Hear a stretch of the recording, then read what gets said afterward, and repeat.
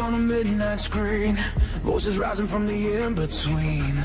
Truth like thunder breaking the chains, broadcasts loud through the static and the flames.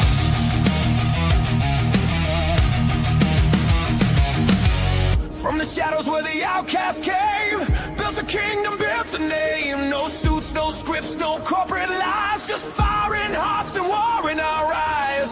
Turn the dial, hear the battle cry, with a spark they can't deny. We are the M4 Empire, forces rising higher and higher. From the ashes we built this flame, now the whole world screams our name. Stand up, don't back down, we wear the truth like a crown. Through the storm, through the fire, we are the M4 Empire. We are the M4 Empire. Headlines burning like gasoline, fuel for the fight on every screen. They tried to bury what we would say, but the signal cut through anyway. From late night streams to the morning cast, every shot fired, every blast. A legion formed in the common lines, an army built one voice at a time. Raise your hands, let the banners fly, this is our empire in the sky. We are the M4 Empire, forces rising higher and higher. From the ashes we built this flame, now the whole world screams our name. Stand up, don't back down, we wear the truth like a crown. Through the storm, through the fire, we are the M4 Empire.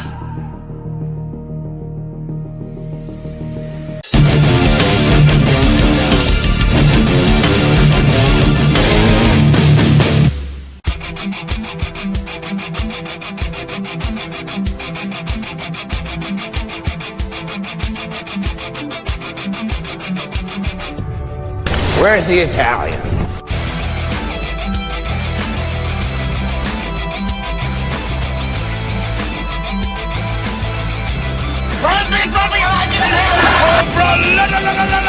It's over 9,000! What? Covered with scorpions. Oh, there's people.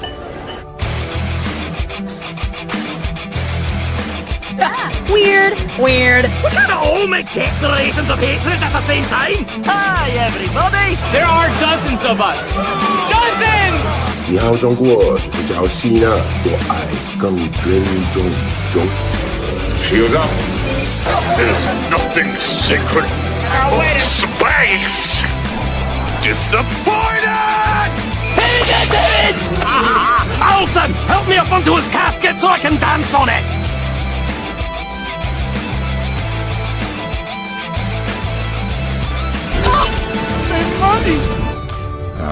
I don't care. But how did you ever find us? Oh, easy. We just read the screenplay you left us. And Hispanic people too. Gold!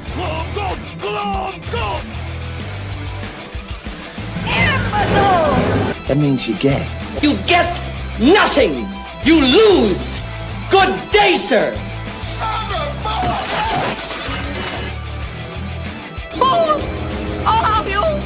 Everything is sexist, everything is racist, everything is homophobic, and you have to point it all out.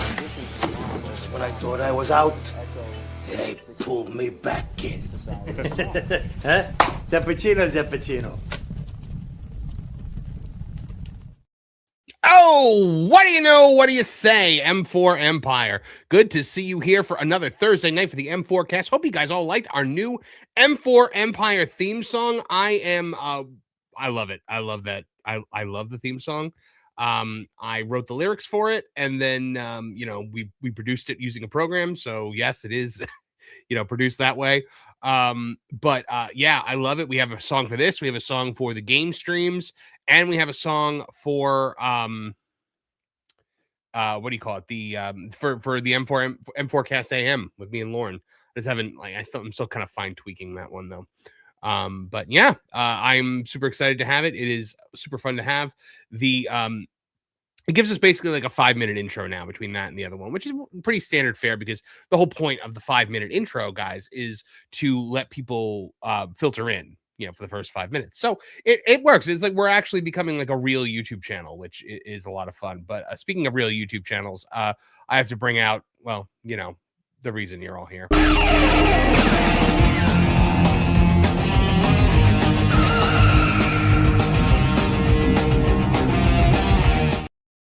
I'm just kind of subtly admitted defeat in this. That was just like the most droopy dog thing. The reason you're all here. Well, I mean, like, I've come to terms with the fact that you've eclipsed me in popularity on my own. Listen, I have channel. a charisma that cannot be denied. You should know this. It's been eons. It has been eons. Just imagine how much more popular if you would actually do your Queen Charmel impression. So you're not going to get me to do it. And you should know, the more you try to like needle me into doing something, the more I'm going to be like, no. That explains it because I've been trying to get you to do it again for like 20 years. I know. And You did that one night and it was like awesome. And then like you never did it again. Leave the memories alone. Ric I Flair's could let you inspired. down too, that could have just been, that moment in time. I'm like X amount of years older now, more of a broken soul. Who knows how that'll come out? Is that the case? All right. Mm-hmm.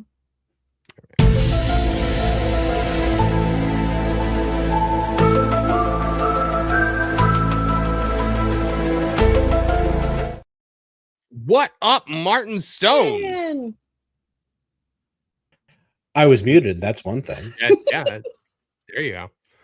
You know what? I realized I don't have our name tags. I removed the name tags for the gaming stream. Oh, I didn't even notice. Yeah. So, my brain, when your brain autofills things in, definitely autofilled those in. Oh, so you were just like seeing your own name there in the corner? Yeah, like, you know what I mean? It was just like, oh, everything was status quo. Right. My brain didn't notice the difference. Right. Martin Stone, how you doing this week? I'm doing pretty good. Glad to be here. I'm glad to have you here, as always, my friend. Martin Stone has been a presence on the M4 cast since the first episode of Tuning Talk TV. So, it is awesome to have the crew here. Lorn is running late. We are not sure if Kevin is coming tonight or not, because Kevin is kind of always in a state of maybe not. And Nolan actually cannot make it tonight. So it is Nolan's fault that he's not here. Mm-hmm. But I'm sorry, something in the chat just made me like short circuit a minute. But guys, we have got a fun-filled show for you all tonight. This is a show, guys, that is made for you, the chat, the audience, the empire itself. And it is financed by you. We count on your generous super chats to keep the lights on around here. We are going to do another super chat goal tonight. I think what we're going to do is, if we get to $600 in super chats tonight, I will not only gift a few memberships, but I will also do a special. So with the members, I do a special live chat once a week where, like, essentially it's like no super chatting. I just take all of your comments and read them out loud and respond to them. We have a whole conversation. So I will do a 1 hour, like general public chat stream like that on Monday, if we can make $600 tonight. So let me actually put that down as a banner on the bottom here. So if we get to $600 in super chats tonight, Marv will host a special chat stream on Monday. Here we go. All right, so start your engines, folks. Let's see what you guys have to say tonight. Wild and Crazy Bear for $2.99 says, bad news, I didn't get to meet Prince Gator. Oh, I'm so sorry.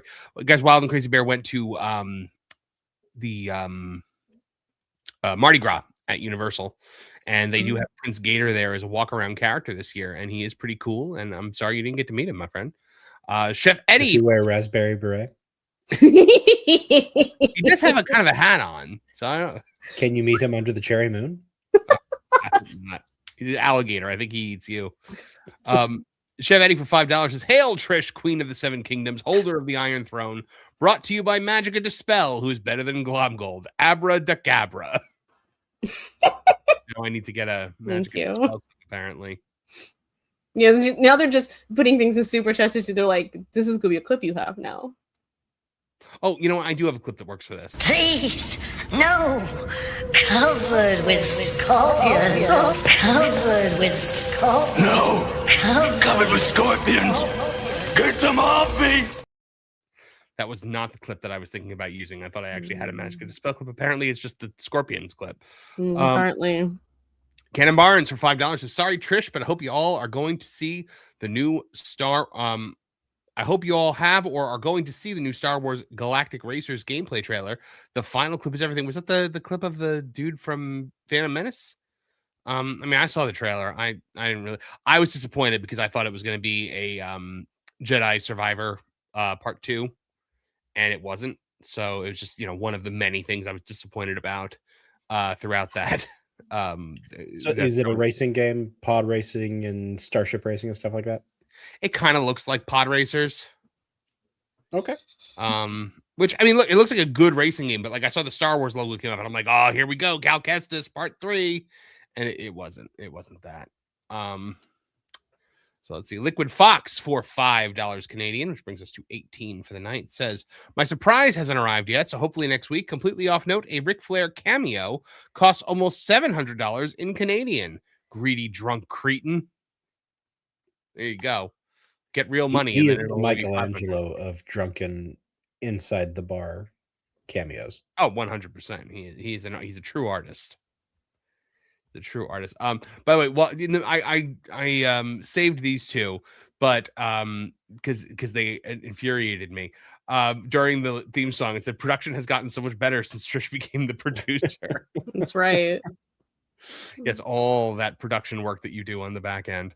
And Josh Hammond said, "Tomorrow is my birthday." That one didn't appear. I just wanted to point that out. Happy birthday, my friend. That is wonderful. Hope you're celebrating in a fun-filled way. By the way, Trish, you could have just said this on the. You could have been like, "Hi, everyone." Like, what? I don't know. What are you talking about? I say it in the chat so everyone in the chat sees it. Yeah, so you're not feeling well, huh? You're under the weather.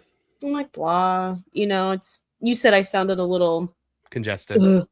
Yeah, and I took some stuff for it, and I'm pulling through. Yeah, he's not wearing a band shirt. This is true. I'm just wearing very loud tie-dye. Ironically, my shirt is very loud for someone who feels very quiet today, but yeah. I was sick as a dog last week. I was like really under the weather. I thought I was getting bronchitis. I was like, oh, here we go. I'm strapped in for the long haul. But I think I started treating it early enough that I kind of knocked it out of my system really quickly. Because the second I started feeling the chest congestion, I started using the nebulizer with the albuterol solution. And it took a couple days and I was fine. Good, especially since you're, making a living speaking. Yeah, well, and now MegaCon is just, a few weeks away. So I'm almost guaranteed to get sick at MegaCon. Yeah. Just because a lot of hand sanitizer. I'm going to, you have no idea how, I'm going to be trying to touch no one but we're going to be I'll be at the G&G meetup and stuff like that. And there'll be people I'll meet at the convention and stuff like that. So I'm going to have to shake some hands, which whatever. But normally I don't mind shaking hands with people, but at a convention, I am just so cognizant of every bacterium on the, on the surface of everything, especially on that Saturday, because it's so packed with people. Yeah, everybody's traveling from everywhere, and they've caught stuff from people who were traveling to other places. And pangolins. Yeah. But so I've still not heard about my panels yet that I put in to run at MegaCon. So I'm keeping my fingers crossed. We got the group that I go with, we got our booth approved. So I'm assuming that means our panels are going to be approved, because we have no worth without the panels. Why would they give us a booth if we weren't doing programming? So, But yeah, so that is so you Trish, you're taking Claritin. Did you get like, is it allergies? I get where it's like stuffed up and I get really bad pressure. I have to get the kind that they make you show your license behind So the they know you're not pharmacy taking counter. meth. Yeah, Oh, because yeah. that's like a The really Walter White cost-effective way to make meth is to buy like a $20 box of 15 tablets of Yeah, but Claritin A. you'd have to buy like a lot of those boxes in order to actually make that. Yeah, it's like I don't see how that would be conducive to anything, but You know, it's funny, like you look at the people that are making this stuff, and they certainly don't appear to be chemists, but apparently they just know this chemical formula. as it is, I'm cheap and I use CVS brand. I don't use like the Claritin brand. It's the same exact thing. I even got then, I'm on, like- on your. See, I use the Equate brand Mucinex DM. Mucus Well, release. Mucinex, do you get like this is like it's pressure. Like I don't tend to get like I can breathe through my nose. Like you'll hear it, but I don't get so stuffed up that I can't breathe. But it's just like my head will feel like it is getting like that big, and my eyes feel like they want to pop out. Right. It feels like Andre the Giant is squeezing the sides of your head. Yeah, That's how I always describe it. I had that last week too. Yeah. Those wholesale clubs like Costco and BJ's and Sam's, they sell like 365 pill bottles of Claritin. Do they? Yep. Really? I'll get their Benadryl like that sometimes. Well, speaking of sinus pressure.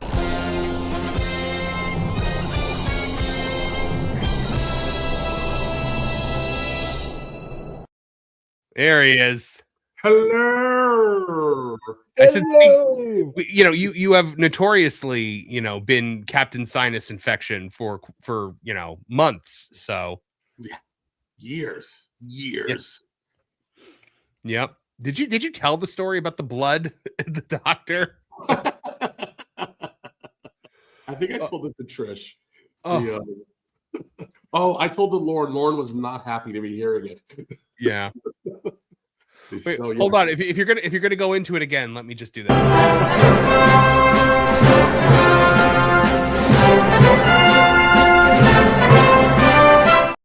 All right, we're ready now. All right. Great. I get to hear this a second time. Wonderful. So I'm going for a procedure. It's actually pretty cool. So I guess I have something that's called terminates. I don't remember what the dot. They use sound waves to destroy whatever it is, and then in order to get everything set up, he has to numb the area, but also inject me with epinephrine. So the needle is like this long.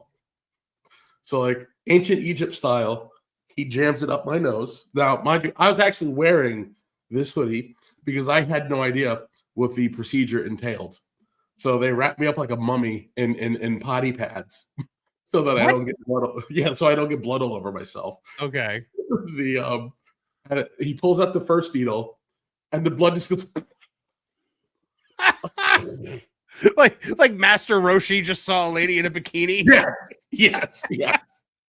So out one nostril. He's like, "Don't worry, it's okay." And he goes and puts it into the other nostril, and then at this point, my nose is just reenacting the Evil Dead, and it's just gobs and gobs of blood. And then he's just talking like it's normal, blah blah blah blah. I'm like, oh my gosh, like my face feels so warm. I look down and I see bloop, bloop, and I just go, oh my.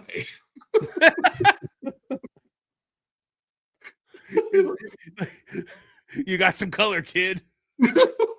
So I look over the mirror and I've got it's like Ronald McDonald makeup, but it's red. Just and then he starts the procedure and he jams the thing all the way. There'll be some mild discomfort, don't worry. He jams it like I can feel like the pressure of the device behind my eyeball, and then he starts pushing the sound through, and I can feel my face like going. I'm like, oh, turn you into Soundwave, the Decepticon. Then he switches nostrils, and then he does it, and my teeth start to rattle. I'm like, whoa. totally normal. Don't worry about it. Pulls it out. And he goes, okay, listen, now you're going to hear some crunching. Don't get nervous. He reaches in, he sends a hook up my nose. And with his free hand, he starts stretching and pulling my face. And here, and then, because he was resetting my sinus cavity by physically shifting my skull. Holy heck. Great story, huh? I like the fact that you've had lots of time to embellish it now. It's like when I first heard it, it was like a 30-second story, and the worst part of it was you're gonna hear a crunch. Now you've turned it into like a 40-minute epic. That's like the heroic journey of Kevin Apollo. This is all done in 20 minutes. Of Kevin, diddly does. He took a giant needle right upon his nose. It took me longer to check in to see the doctor than it took for him to do the actual procedure. And he was standing over me asking, is it safe? Come for the pop culture discussion. Stay for the medical stories. This is the third time I've had to hear this horror story of a crunching head. Ugh. It was so cool, though. Horrifying, but cool. Guy was awesome. Blood, my head was crunching. So cool. My nose still hurts. Totally shifted my skull. What a big deal, though. You know, I wrestle bears for a living. What's a little skull crunching? If I had a nickel for every time they scrunched my skull. Did I tell you about all the blood? It was awesome.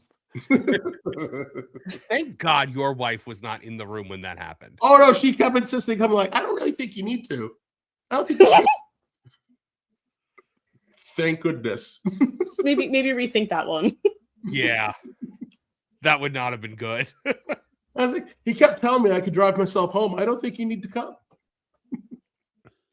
So you just took a trip to the Philippines. Yeah, so I got that, and then the next day, a few hours later, I was on a plane to the Philippines. How was that? That was awesome. When you got out of the plane, like, did they all start like running, thinking a kaiju had a... So one, I say Japan Airways, spectacular. So I get on, and first I get the little tiny American Airlines plane, which is like me just trying to fit into a Hot Wheels. So I get to Chicago, and then I see this massive Airbus pull up. It's the largest plane I've ever seen. It was just awesome. But one of those ones where it has like the 3 rows with like the 4 or 5 in the middle, and then 3. Oh, that's nice. So I sit down in my little seat, and all of a sudden this little old lady shows up, and then a second little old lady shows up, and I'm on the edge. And I'm like, oh man, I'm squishing these old ladies. And this were they Japanese old ladies? Yeah, one was Japanese, the other one was American. I was like, man, I'm gonna squish these old ladies, and I feel real bad because the flight to Japan was we were going against the wind, so it was over 13 hours. Oh, so like I think like a little bit like we were like a quarter of the way in, and so are you on the aisle seat, or are you on the window seat, or are you in the center? They threw me in the. I'm sorry, no. So on the way in, they threw me in the center, so I was killing on both sides, and then like about a quarter of the way in, one of the stewardess comes by and goes, "Hey, listen, you're too big. You're big, very big. You very big man. Would you like a seat where there's no one next to you?" And I'm like, if it makes them comfortable, I'll go wherever you want me to go. So then she moves me, and I'm now in an aisle seat. There's no one in between me, and I'm like, oh, this is pretty neat. This is nice. There's lots of room for activities. So then I start watching Frasier, which is very good. Yes. Well, like new Frasier, which was decent. Yeah, it was. I thoroughly enjoyed it, especially the love episode. I'm surprised you could find shoes. I didn't know they came in a woman's clothing hoof. That is such a Frasier line. Legit made me laugh out loud. I watched like the first 2 episodes, and then I never it wasn't that I didn't like it. I just kind of never went back to it. It gets its rhythm in the 3rd episode. Like they figure out the pacing, and like you see the chemistry start to kick in. Mm-hmm. And then I was very misty-eyed during Christmas episode because of how much he missed Martin. Yeah. And then let's see what else. And then since now it's time to change over. I'm in Japan for like 2 hours. I'm like, oh, this place is marvelous. I didn't have much time to do anything because I didn't know. Just stay in the airport? Yeah, I just stayed in the airport because I was only there for 2 hours. And then the flight to the Philippines, which was still another Japan Airway bus, was 5.5 hours. So I land, and at this point, I don't know what day it is. I'm trying to keep track of time. So Japan was. I wrestled 400 days that year, brother. But you know what? He could have been telling the truth, and here's why. Because on the way back, I lived 2 full Tuesdays. So I time traveled, went back in time, and the result of my messing with the laws of time, had to live 2 full Tuesdays to reset time. I love that you traveled through the Hulkamania time portal. So I'm like, I get it. I could see where he would have found the extra days, because yes, that means Hulk just going to Japan alone means that he experienced extra days. So it was, yeah. The way back, I had when I was online to check in, the guy checked me and goes, no. We're gonna find you a seat where there's no one next to you. It's too uncomfortable. I'm like, thank you. He did the bow, I bowed. And then I thought of the Curb Your Enthusiasm. How deep was the bow? And then when we changed flights, I wound up being in Japan for about 6.5 hours. And I found out that if you're in Tokyo, if you're in Japan, if you're in Korea and Vietnam, if you have a layover that's greater than 5 hours, if you sign up for it, they will take you on a brief shopping trip. You've got 2 hours to go do what you want to go do and then come back. So I actually got to go do a little shopping in Tokyo, which was neat. It took every ounce of self-control to not buy the $40 Sailor Moon or Goku figure. I only did not because I did not have enough room to store it comfortably. I'm proud of you. And then the guy I was traveling was like, well, don't you want to get a shirt? And I'm like, there's nothing here that could ever fit me. Yeah, no, they don't make them like that. Do you have something that people use to cover their cars? Like, Team 4-Star actually just did a Sailor Moon abridged. They did 2 episodes. It covers the whole first season. It's like very abridged. Well, because the first season can really be knocked down to 7 episodes. Like 100 episodes long. You don't get to Sailor Mars until like 30 episodes in. We were watching it, and my favorite line of the whole thing is when Sailor Venus shows up. She goes, "Quiet, nines. A 10 is speaking." Like, yes. Sailor Mars goes, "I'm an 11, but whatever."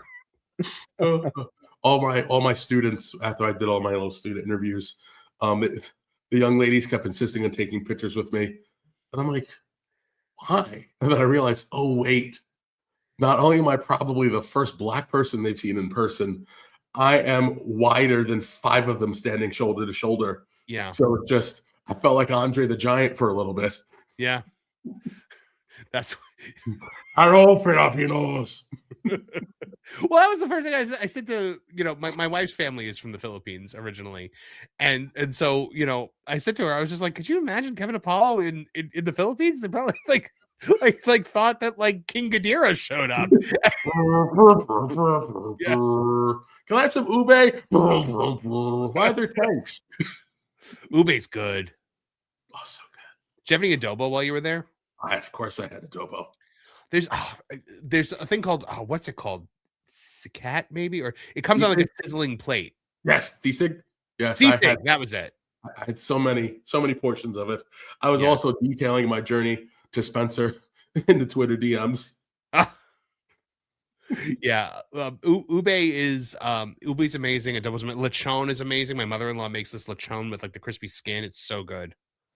Oh, so many chicharrones. So many. And then I stopped into a place that had a fertility statues, and just imagine the would Vince have had fun there? Vince McMahon would have absolutely loved it. It was I got to relive the end of Austin Powers 1 and 2.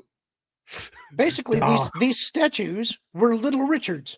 Yes, so many Little Richards everywhere, all kinds of tutti frutti. Good golly. Dong, dong, dong, dong. Just the barrage of puns just now. By the way, we realized that Jonas is the anti-Vince because we have people that super chat on that Park Place that said in Vietnamese dong, and he Jonas won't say the word dong because we make so many jokes about it. So I was like, Jonas's doorbell goes ding ding. Oh, the anti-Vince McMahon. But awesome. Well, we are look at this. Look at this guy out there in the chat. That's why I was laughing. Look at this guy in the chat. My culture. He's here to sow chaos. Oh my goodness. I start a really important comment. Hold on, I'm not there. I'm not there yet. 1 I second. just thought you should know. I don't want it to get no soul. It's very important to me. It was highlighted. And I want you to be the one to highlight it. Why do I have to be the one to highlight it? You'll know when you highlight it. All right, hold on. I'm sending Culture the link in case he wants to join because apparently I hate myself tonight. Which one did you highlight? It was at 8:06 p.m. Oh, hold on. Let me go back in the thing. Oh gosh. Kay says I started Supernatural because of Trish. I'm excited to hear it, Kay. Nice. Hopefully you continue on with it and enjoy it, unlike other people. I'm going to get to it. Just I'm hang excited in for there. you. Just hang in there. Season 6 through Dick 6 Roman is a little rough, but then it 6 gets is not my favorite season. Not my favorite season. That's Lord. because the show is You know what? supposed to end at 5. You know what? It and might they be. didn't do. But might it be- picks back up. I love 8. It might be better if Culture doesn't click the link that I sent him because I just sent him the link. I just sent him the link, and his first response was, "Oh, you want me to come bring my dong?" I was We're like, gonna- "All we're right." gonna push the limits That of told me monetization exactly tonight. where Culture's at mentally tonight. I would like to ask him if he could leave it behind. Yeah. Hey-oh. Trish, Michael Moose says, "How do you know Kevin Marv?" Well, I know Marv through Kevin, and I know Yeah. Kevin Through Marv. I know Kevin through another friend, and the We friendship won't was tell not that. going We to won't be- tell that story. And We I don't need know. days for that. Yeah. Yeah, but that was like 2000. Yeah, and which then is then really horrifying to I think met you about. because I was hanging out with Kev. Yeah, so Were you it there all, the it all night that comes back to Kevin. What? Was the day I met you? It might have been the day at Kev's where we watched the self-destruction of the Ultimate Warrior. I mean, I remember that specific day, but I don't remember if that was the day we met. That might have been the day we met. Are you sure it was the day of his ultimate destruction, or was it possibly the day before? It was. If it was the day before, it would have been the destruction of the penultimate warrior. This is true. This is true. Look at how tickled he is. There's this meme that I get in my He social deserves medias sometimes of Pepe, the king prawn, laughing at himself. It's just like me when I tell myself a joke. And like that's Lorn, just like laughing at his own joke. I mean, I relate to that too. Yeah, okay. But I'm the funniest person I know, but I can tell Lorn feels similarly about himself. I just love seeing the pain. It's not that I think that I'm funny. It's that you guys think I'm not. I think you're funny. I think you're funny. But I think you're funny, Lorn. Real life fake wizard saying sometimes knowledge is painful. Now I didn't highlight this to just point out what he's saying. I wanted to send a congrats from the entire M4 Empire to Real Life Fake Wizard for crossing 70,000 subscribers. Ooh, congratulations. That is great. Nobody deserves that more than the real life fake wizard. That guy works so hard, and his quality of content is so superb. Guys, you need to be subscribed to Real Life Fake Wizard and watch all the things that he does. And he's the man. And if he ever wants to be on this show, he just has to ask for the link. Can we discuss how Marv basically went, yeah, you're funny, Lorn. To say that. Yeah, I think you're funny too, Lorn. You are funny. You tell great. You are a storyteller of the highest order, Lorn. Funny how? Like a clown, like I amuse you. There you go, stir that pot, Martin. So, talking about fake Italians, I watched one tough cop for the first time since it probably came out, and I'm like, half the actors in this movie are not Italian, but everybody's pretending to be Sicilian. We all know there's a difference between Italians and Sicilians, but we had an exorbitant number of Irish people pretending to be Italian while forgetting that they were Sicilian, forgetting that they're supposed to be having Italian accents, while Billy Baldwin looks like he's really confused 97% of the time. What was more egregious? People pretending in that, or the one where everyone was trying to pretend Steven Seagal was Italian? Oh my goodness. Well, it was Steven Seagal, right? Yes. Actually, one tough cop is more egregious because they're trying. You're supposed to be taking this seriously. Nobody takes Steven Seagal more seriously than Steven Seagal. Not when you run like this. You cannot be taken seriously when you run like this. When you run like that little lizard that runs on top of the water. Yes. But Martin has pointed out to me that there is a gem sitting on YouTube for free, and I'm actually thinking about doing a super chat goal for us to watch it as a group, because it is the pilot of Tag Team, the cop procedural show of Jesse the Body Ventura and Roddy Piper. What year was this put out? Long time ago. Something like 92. Okay, that's what I wanted to check. I wanted to make sure this was a long time ago. So I checked out the first 2 minutes of it, Martin, and are they playing themselves? No, they're not. They're not playing themselves, but I don't think they could play anything else. Well, because like they're in the back in a wrestling locker room, dressed in their gear. Right. So they are playing. They're playing a tag team who had been. They've gone through several gimmicks and none of them worked out, and they're going to have their big break, and that's where this begins. Okay. Yeah, we need to watch that together as a crew, because I mean, so I was on the Geeks and Gamers stream last night, and Epic Mike did a monologue as Jesse Ventura that like I was crying laughing because it was so good. It's just like, and I have 150 dogs, and I only eat corn tortillas. I'm asking you that question. It was so funny. And I was just, and I told him about Tag Team. We have to watch Tag Team. I have always wanted to see it. Did someone order chaos? Yeah. I have arrived. I will say, after your last appearance where you made one of the worst / funniest jokes I've ever heard in my life, I kept seeing Amanda Bynes everywhere, and I feel like that was your doing. No, probably. Put it out there in the universe. I put a lot of things in the universe, and I get accused by the boss that they're not good. So it's fine though. That's fine. Oh, it was the fentanyl joke, right? I remember now. Oh yeah. I was trying to be, polite. Oh, you mean the fentanyl fold? That's like the new dance move in California. It's all the rage. You just drive down any street in, along the coastline, and they're just folding up like tents, but not habitable tents. That's the only state in the union where they will help you recover and then give you more of the thing that folded you over in the first place. Not a great place to live, in my opinion, but I could be wrong. It's the tent city. Yeah, that's what there's a different kind of, that is a unaliving empathy that I don't think we need in our society. But that's just my opinion. I could be wrong. You're not wrong. I don't know how to take this. What happened? Marv is the Bruce Springsteen of this E Street band. Oh no!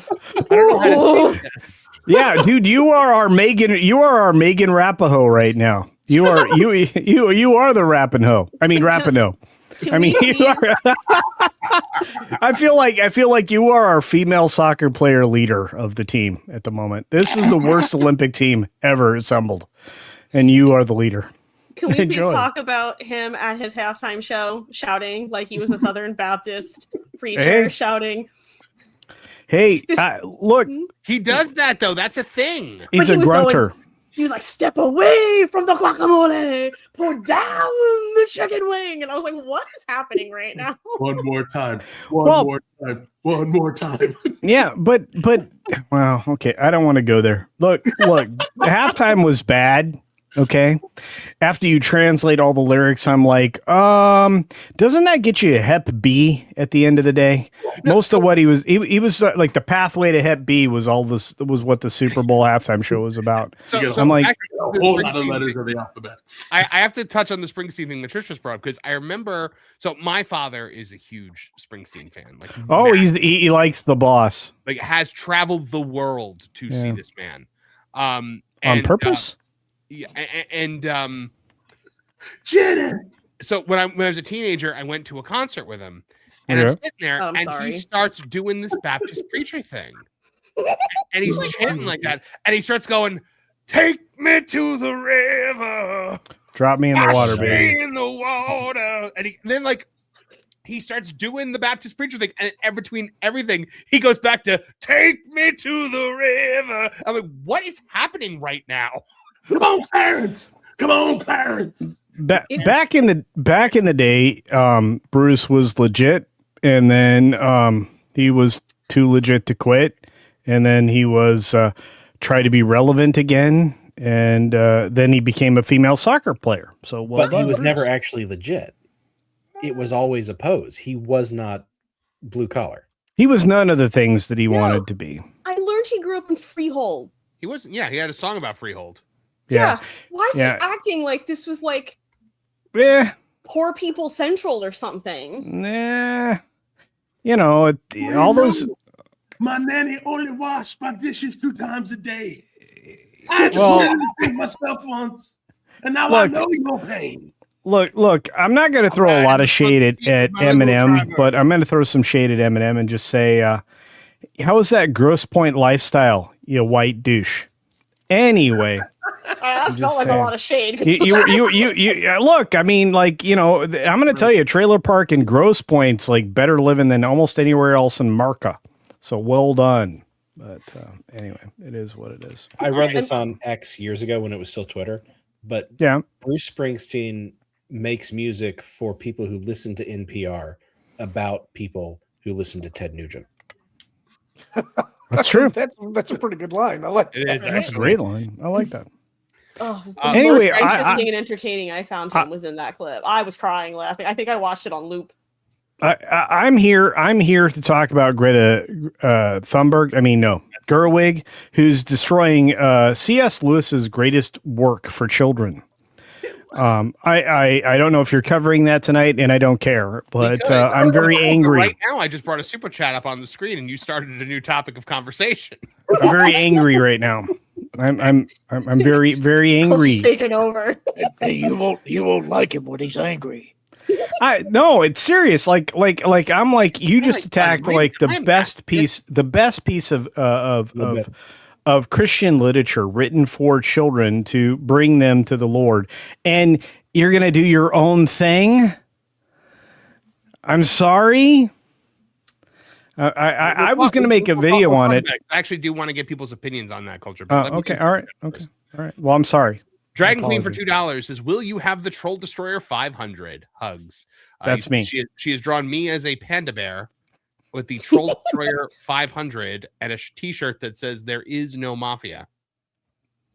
So, I mean, at least it's factually correct.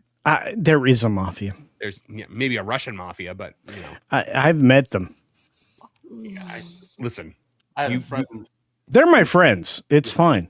I have a friend named Fat Tony who I have had it confirmed. I have a friend who controlled like the steel industry in my state. So I know who these people are. I'm just saying it's fine. And they're my friends. They're upstanding lawful citizens. My godfather. They're my pals, and they work collaboratively, so much so that they form unions. Yeah. You know, and they just there's a lot of, well, it's not exactly camaraderie, but they work together well. I'll just say it that way. Kevin, what have you been trying to say for the last? Yeah, sorry. He covered it all. I'm just saying, Tony was just very appreciative, and just offered one day, unprompted, that if I ever had a problem with someone, he'd solve it. I just needed to give him a call. Why does everybody's best friend in high school have the first name Tony? I just want to know. I just want to know. How did that happen to us, all of us?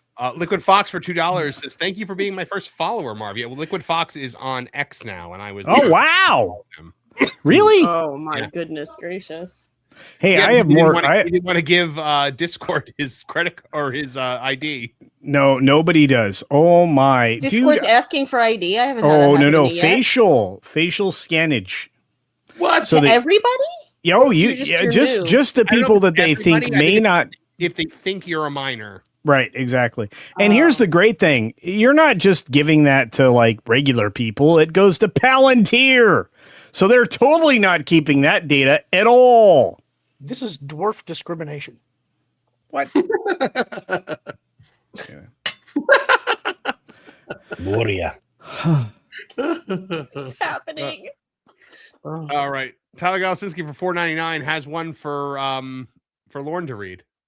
No, I'm not doing that this week. I can't read it. It's too small. All right. So I'll do it. I hate having to do this. But which voice are you doing? I'm going to do Dobby, and then Kevin could do Paul Bear. Oh, well, that actually works well. Go ahead. Not tonight, brother. Not tonight. All right, well, we're just doing Dobby then. Praise be Mistress Trish and the almighty Bear Slayer are here tonight. It will be glorious tonight. Oh, yes.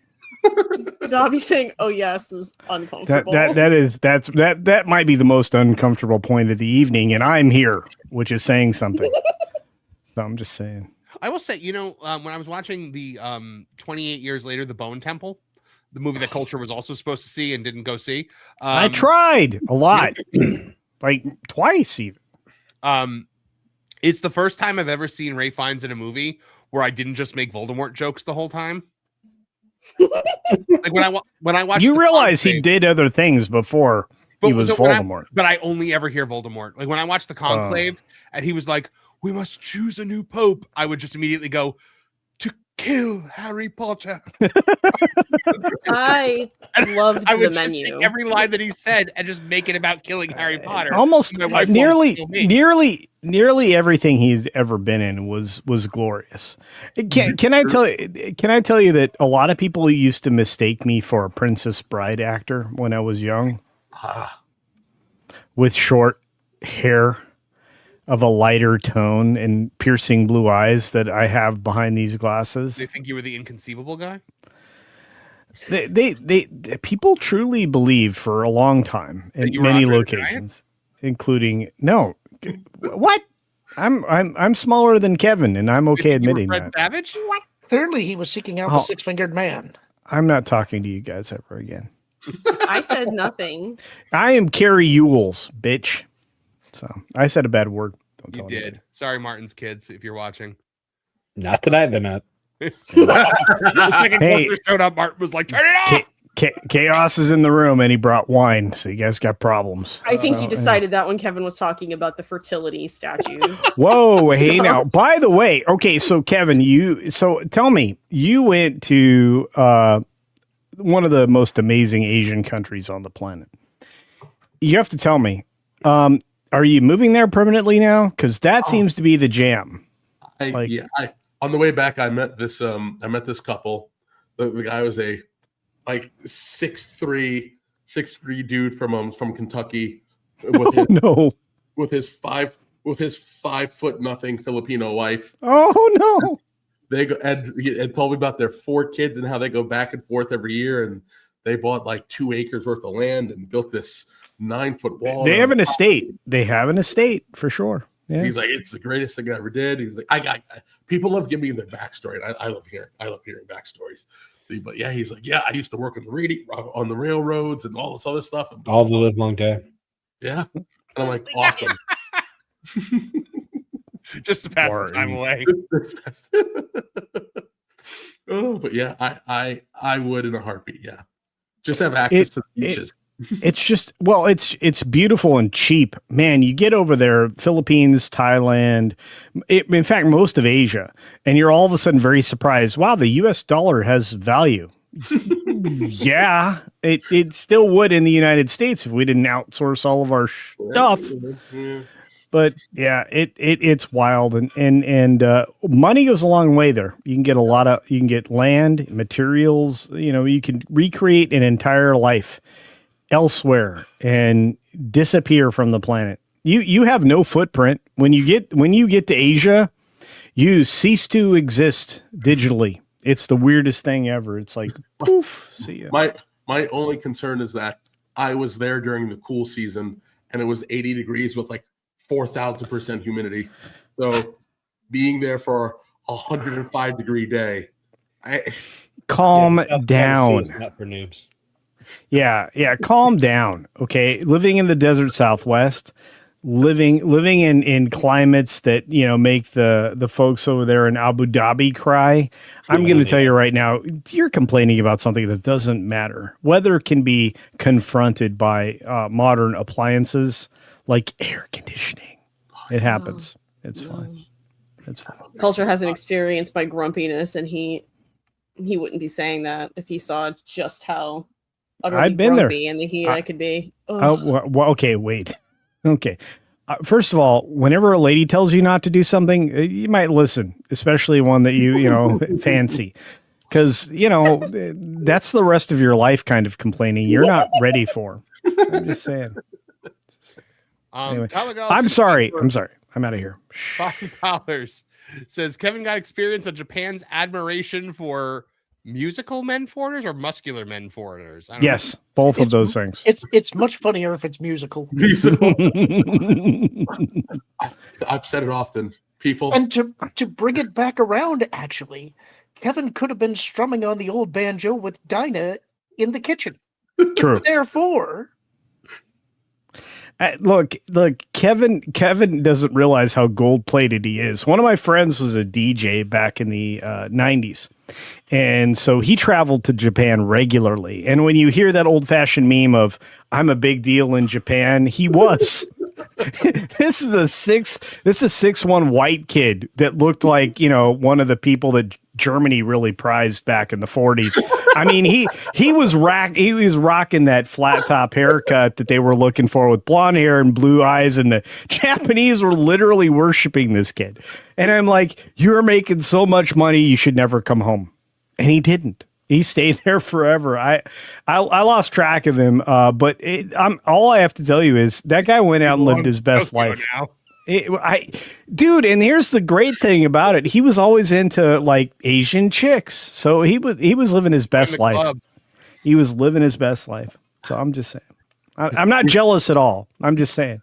We should all endeavor to be the American that Japanese people think that you are. True. That's actually true. Now I am a little bit hairy for an American. I'm liking the bugbear. I'm like the bugbear that might be, terrifying to most people in Japan, but that's okay. It'll be fine.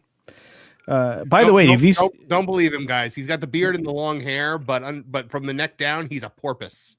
The rest of his body is completely hairless. Glistens. Smooth. Okay. We're going to do this for real, huh? Nope. You're not going to start disrobing. You just asked for it. No, I didn't. For $9.99. Why are you that's right. Yeah. Only Culture. You need to subscribe to my Only Culture channel. My grift only goes so far. Plus, the boss would murder me, so it's okay. That's all right. You guys have seen the most ever of me that you're ever going to see again. By the way, Did you know that when they put a heart monitor on you, they literally like shave your chest, and it's the most like uncomfortable thing ever. And then every week when you go in, because I had that thing on for 3 weeks. Every week when you go in, they'll like take like the worst straight razor from Bic that you've ever seen. Like ladies would not shave their legs with this thing. Like this is like what razor they in give there. to prisoners, and then they do it again, and then they put the sticky things back on you. It's awful. I'm still dealing with that. Almost worse is when it starts growing back and you've got chest stubble that's being twinked by it's your shirt. weird. It's awful. I know exactly what you're talking about. Yeah. Look, I don't blame the doctors. They were trying to make sure I wasn't going to die anytime like tomorrow. So, and that's fine, but it's not comfortable. And it's really itchy when it grows back, ladies, you know this, when it grows back in those places. Yeah. Whew, ouchie. Like I get why you wax, because it takes a while for it to come back, and then it comes back a little thinner, a little less coarse, and then you wax again and it's better. I feel scraped across the side of the iceberg. I just feel like, yeah, I mean, and then look, it teaches you how to like shave with the grain all of a sudden. So I'm just saying, what is this conversation? But a conversation would require a second participant. Let him cook. What is this monologue? Sorry, I apologize. I had a recent medical experience that is like definitely impacted my life. I'm very upset about it.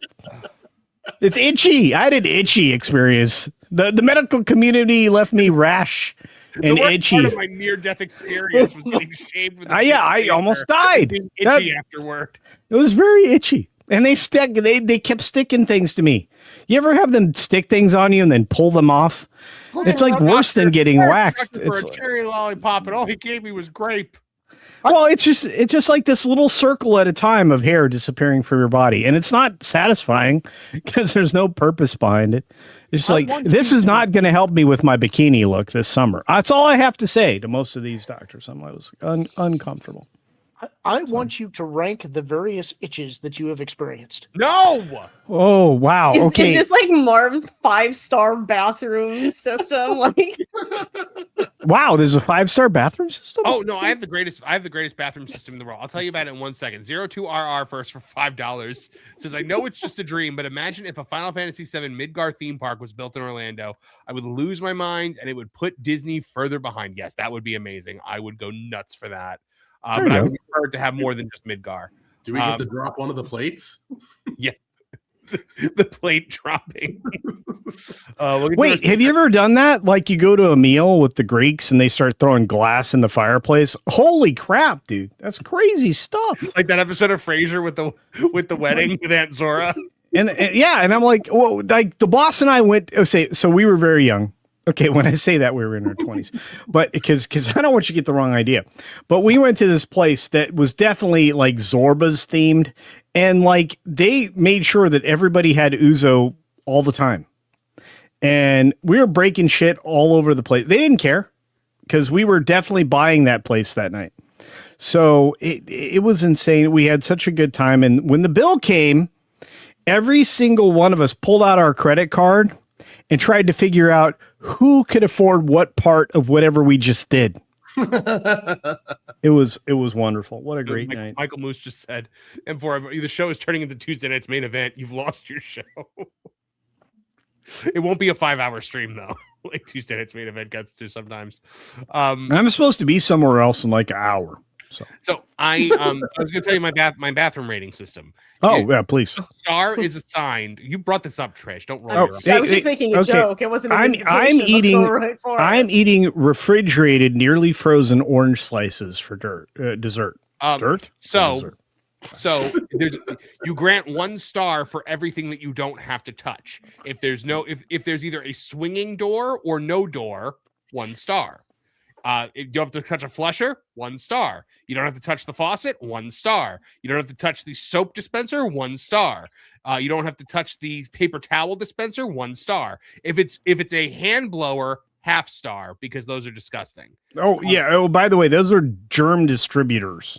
If it is a bathroom that is far removed from the beaten path that most people like don't know about, and it's pretty empty, it gets an additional half a star. Oh. I approve of your system. Does anybody remember where George Costanza's best restroom in Manhattan was? Was it the bookstore? No, I can't remember what it was. I don't think it was the bookstore.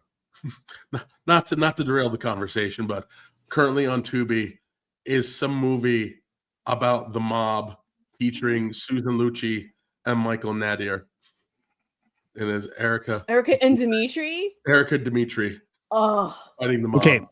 All right. Yes. The best thing on TV right now is from a creator in our very own sphere.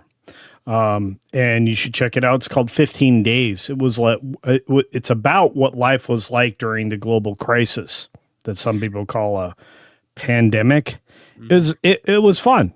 It's fun to watch because it brings up all the memories we had of toilet paper runs. I barely remember any of that.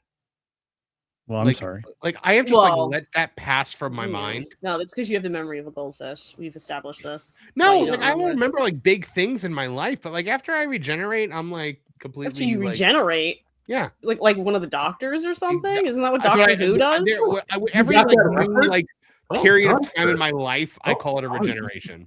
Trying to figure out who I missed a call from Jonas, so I must be doing something wrong. Where did that come from? What?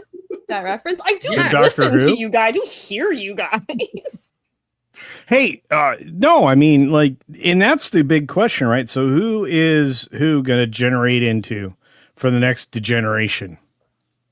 I think that what you're going to get is at this Christmas special, she's going to regenerate at the end of it, and you're not going to see who she turns into. Yeah, who is that? Who's that chick with the terrible, like, fluffy hair? She looks like she came straight out of the 80s. Piper something? Billy Piper? Billy Piper.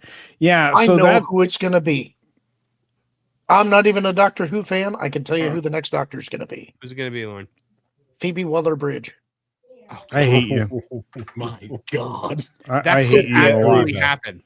I know. That's why I said it's like it just occurred to me. It's like if their goal is to piss off as many people as they can, there you go. You're welcome, Hollywood. Well, I mean, they put Keir Starmer in charge of their government, so.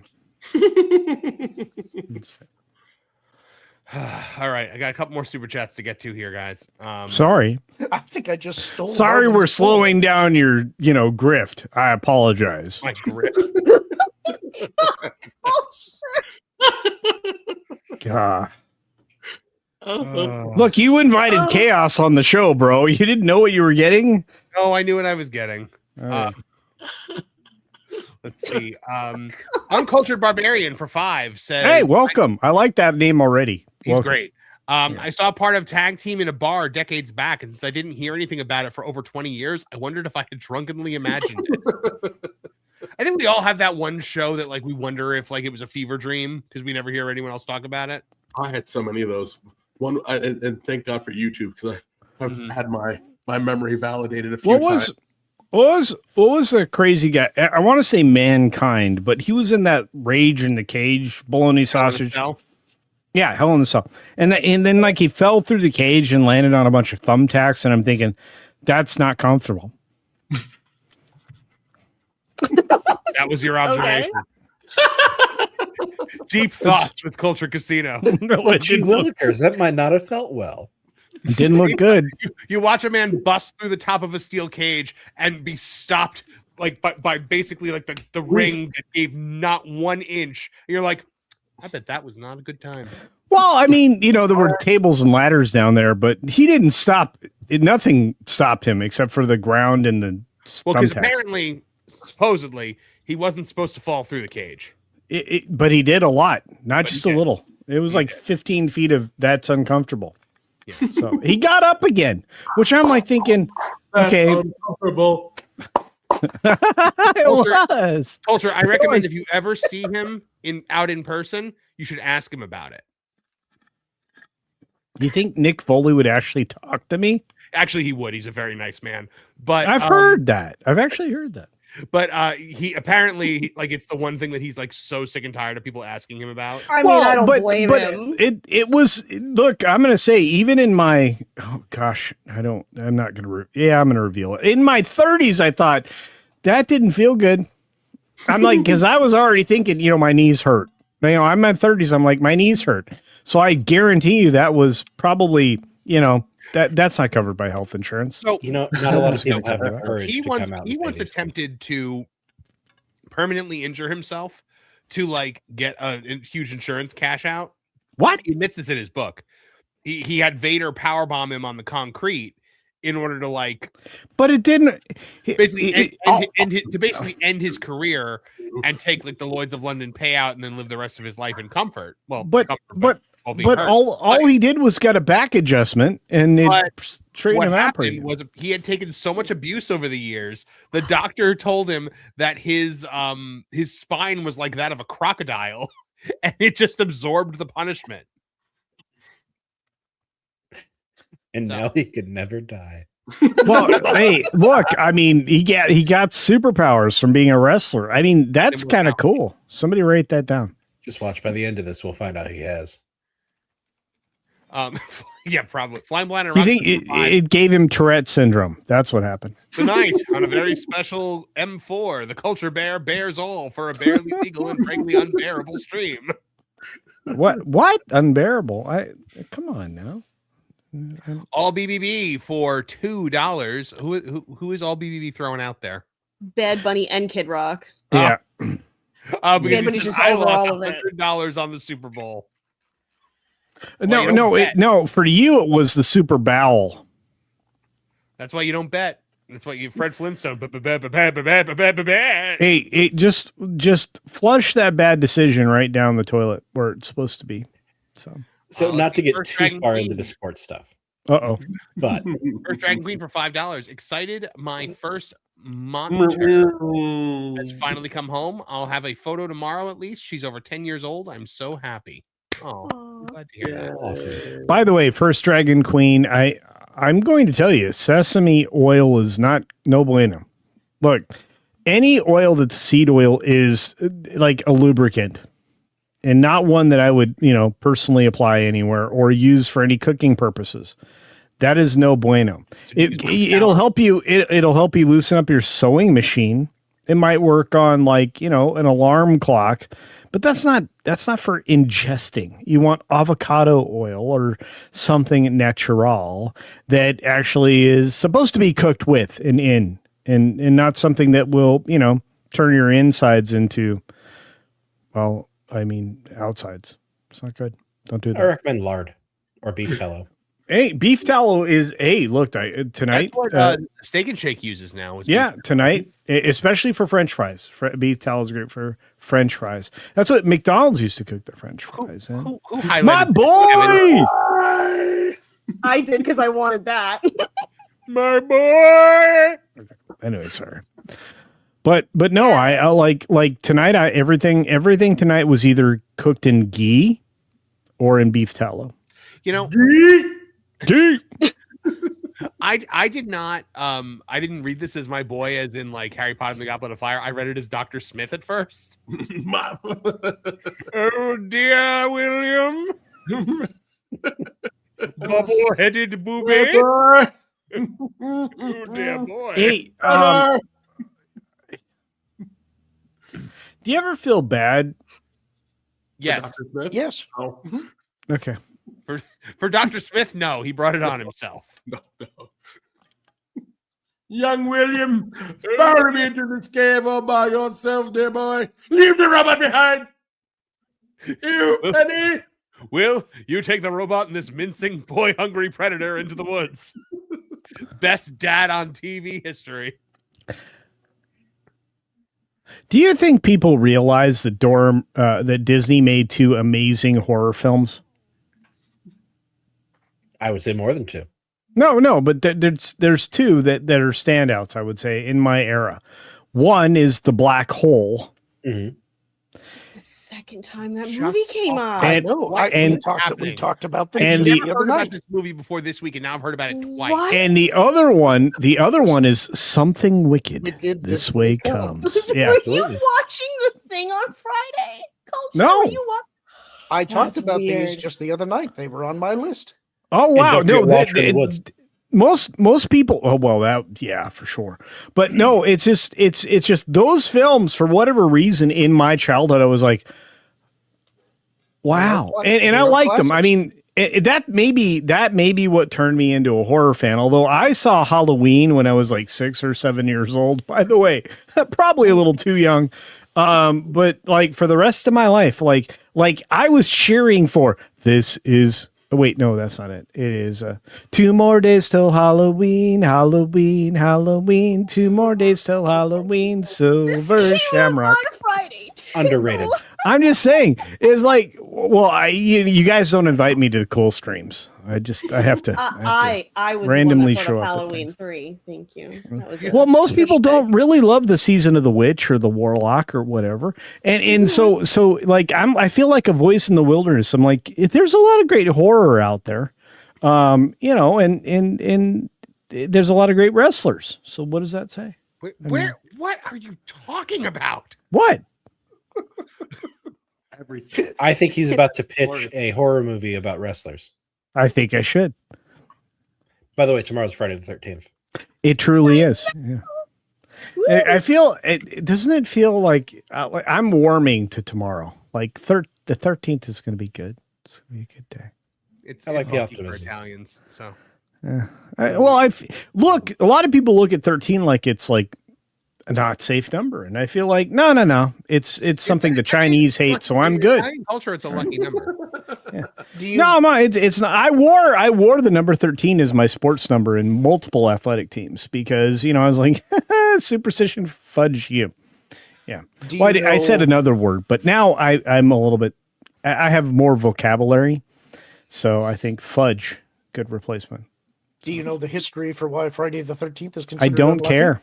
You of all people, I thought would be the one who would go off. That's why I was seeding that. Okay, well, thank you for seeding it. I'm going to water those, and you're going to tell me because I have no idea. I would like. Is this the Knights Templar story? It is the Knights Templar story. You go ahead and do it since you know it. No. I want to hear it. Well, it's essentially the day that the Knights Templar were set up to be ambushed, arrested, and executed. And so it came to be known as a very unlucky day. Well, I feel like I'm going to get 66th anyways, so yeah, I feel like very Knights Templar. You mean 86th? No, Order 66. Order 66. Oh. What the heck, man? Star Wars? What is wrong with you?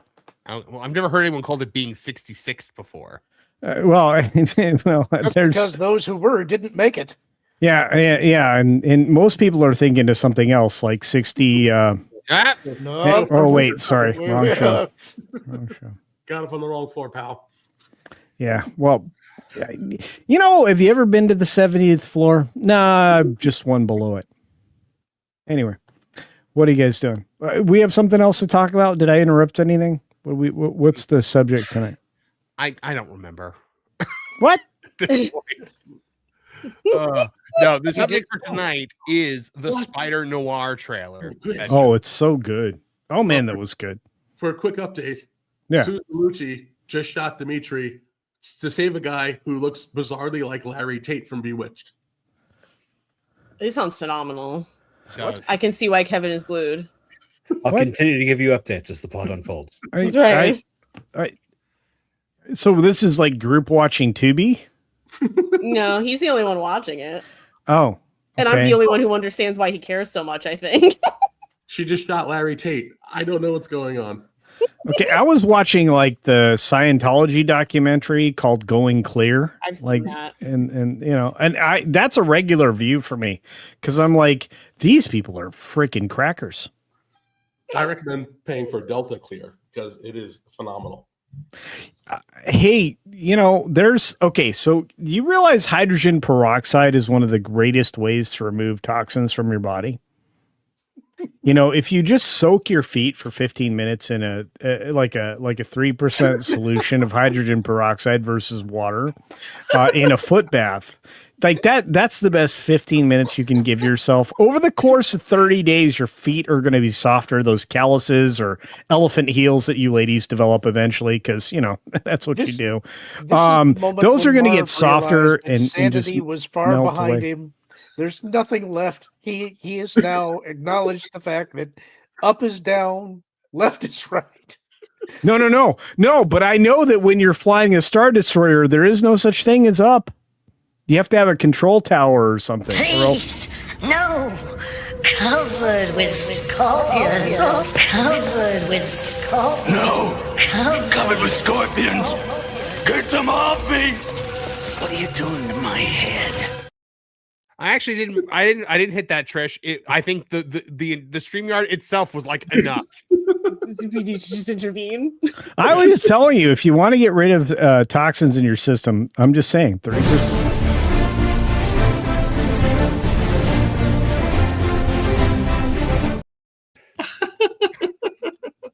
There's I a love Wonder that song, Years, by the way. Wonder Years Daniel Stern voiceover playing in Marv's head about how this has gotten away from him.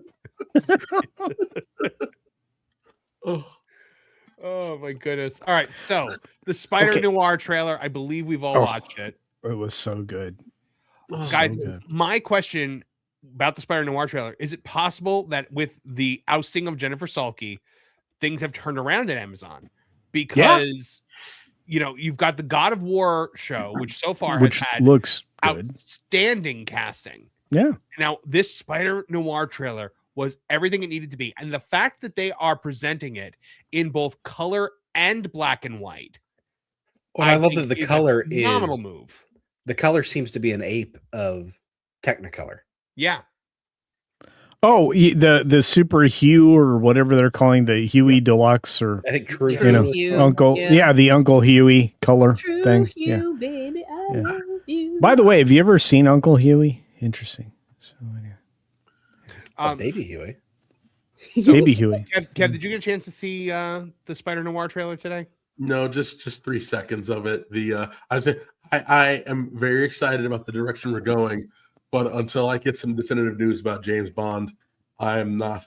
Oh, did you see that non-binary, but non-binary? But what do you call them? That was not a real thing culture. Okay, the binary. The binary chick that's supposed to be his love interest, I think. Not a real thing. What? That's satire that somebody posted as a meme that everyone decided to just take really. Oh, I thought that was super fun. I was like, that makes a lot of sense for the next Bond. Well, I mean, it would have made sense for Daniel Craig. There was a joke that the lady she played Cassandra Nova in Deadpool. She played Princess Diana in The Crown.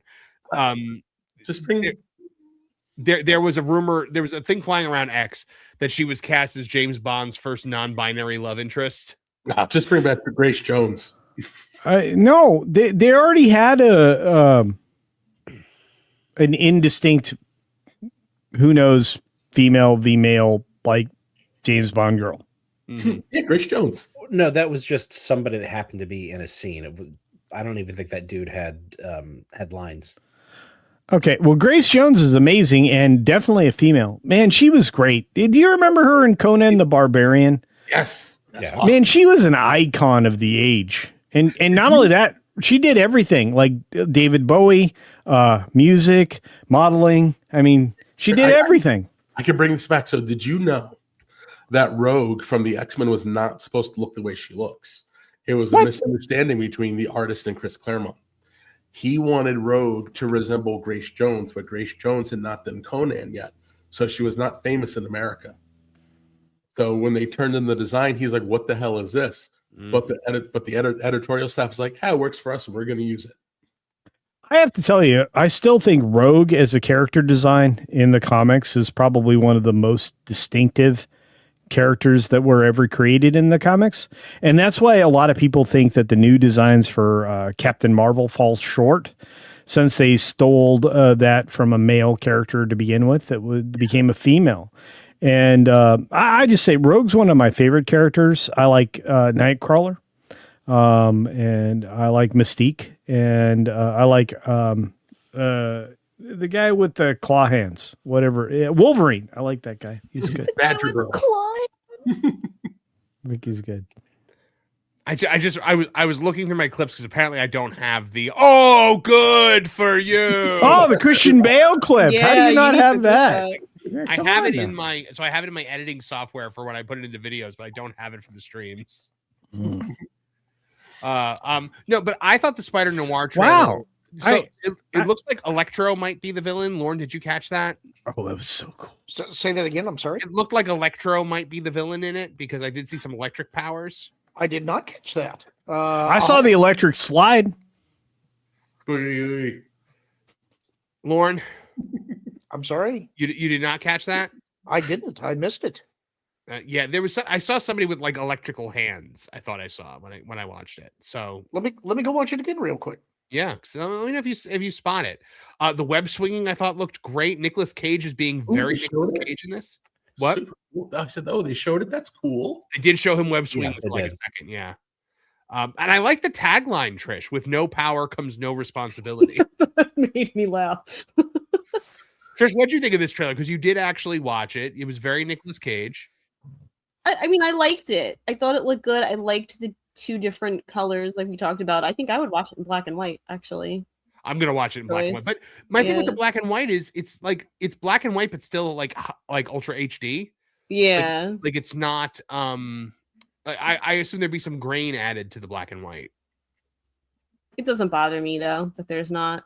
I just liked the idea of it being done in black and white. And at first I was like, what are they talking about true hue? Because I saw when I searched for it, it said black and white color version. I'm like, okay, maybe they're just doing a black and white version. I didn't realize they were doing the whole show that way. So I thought that was cool. Yeah. Yeah, I definitely like that. Martin, what did you think of the trailer?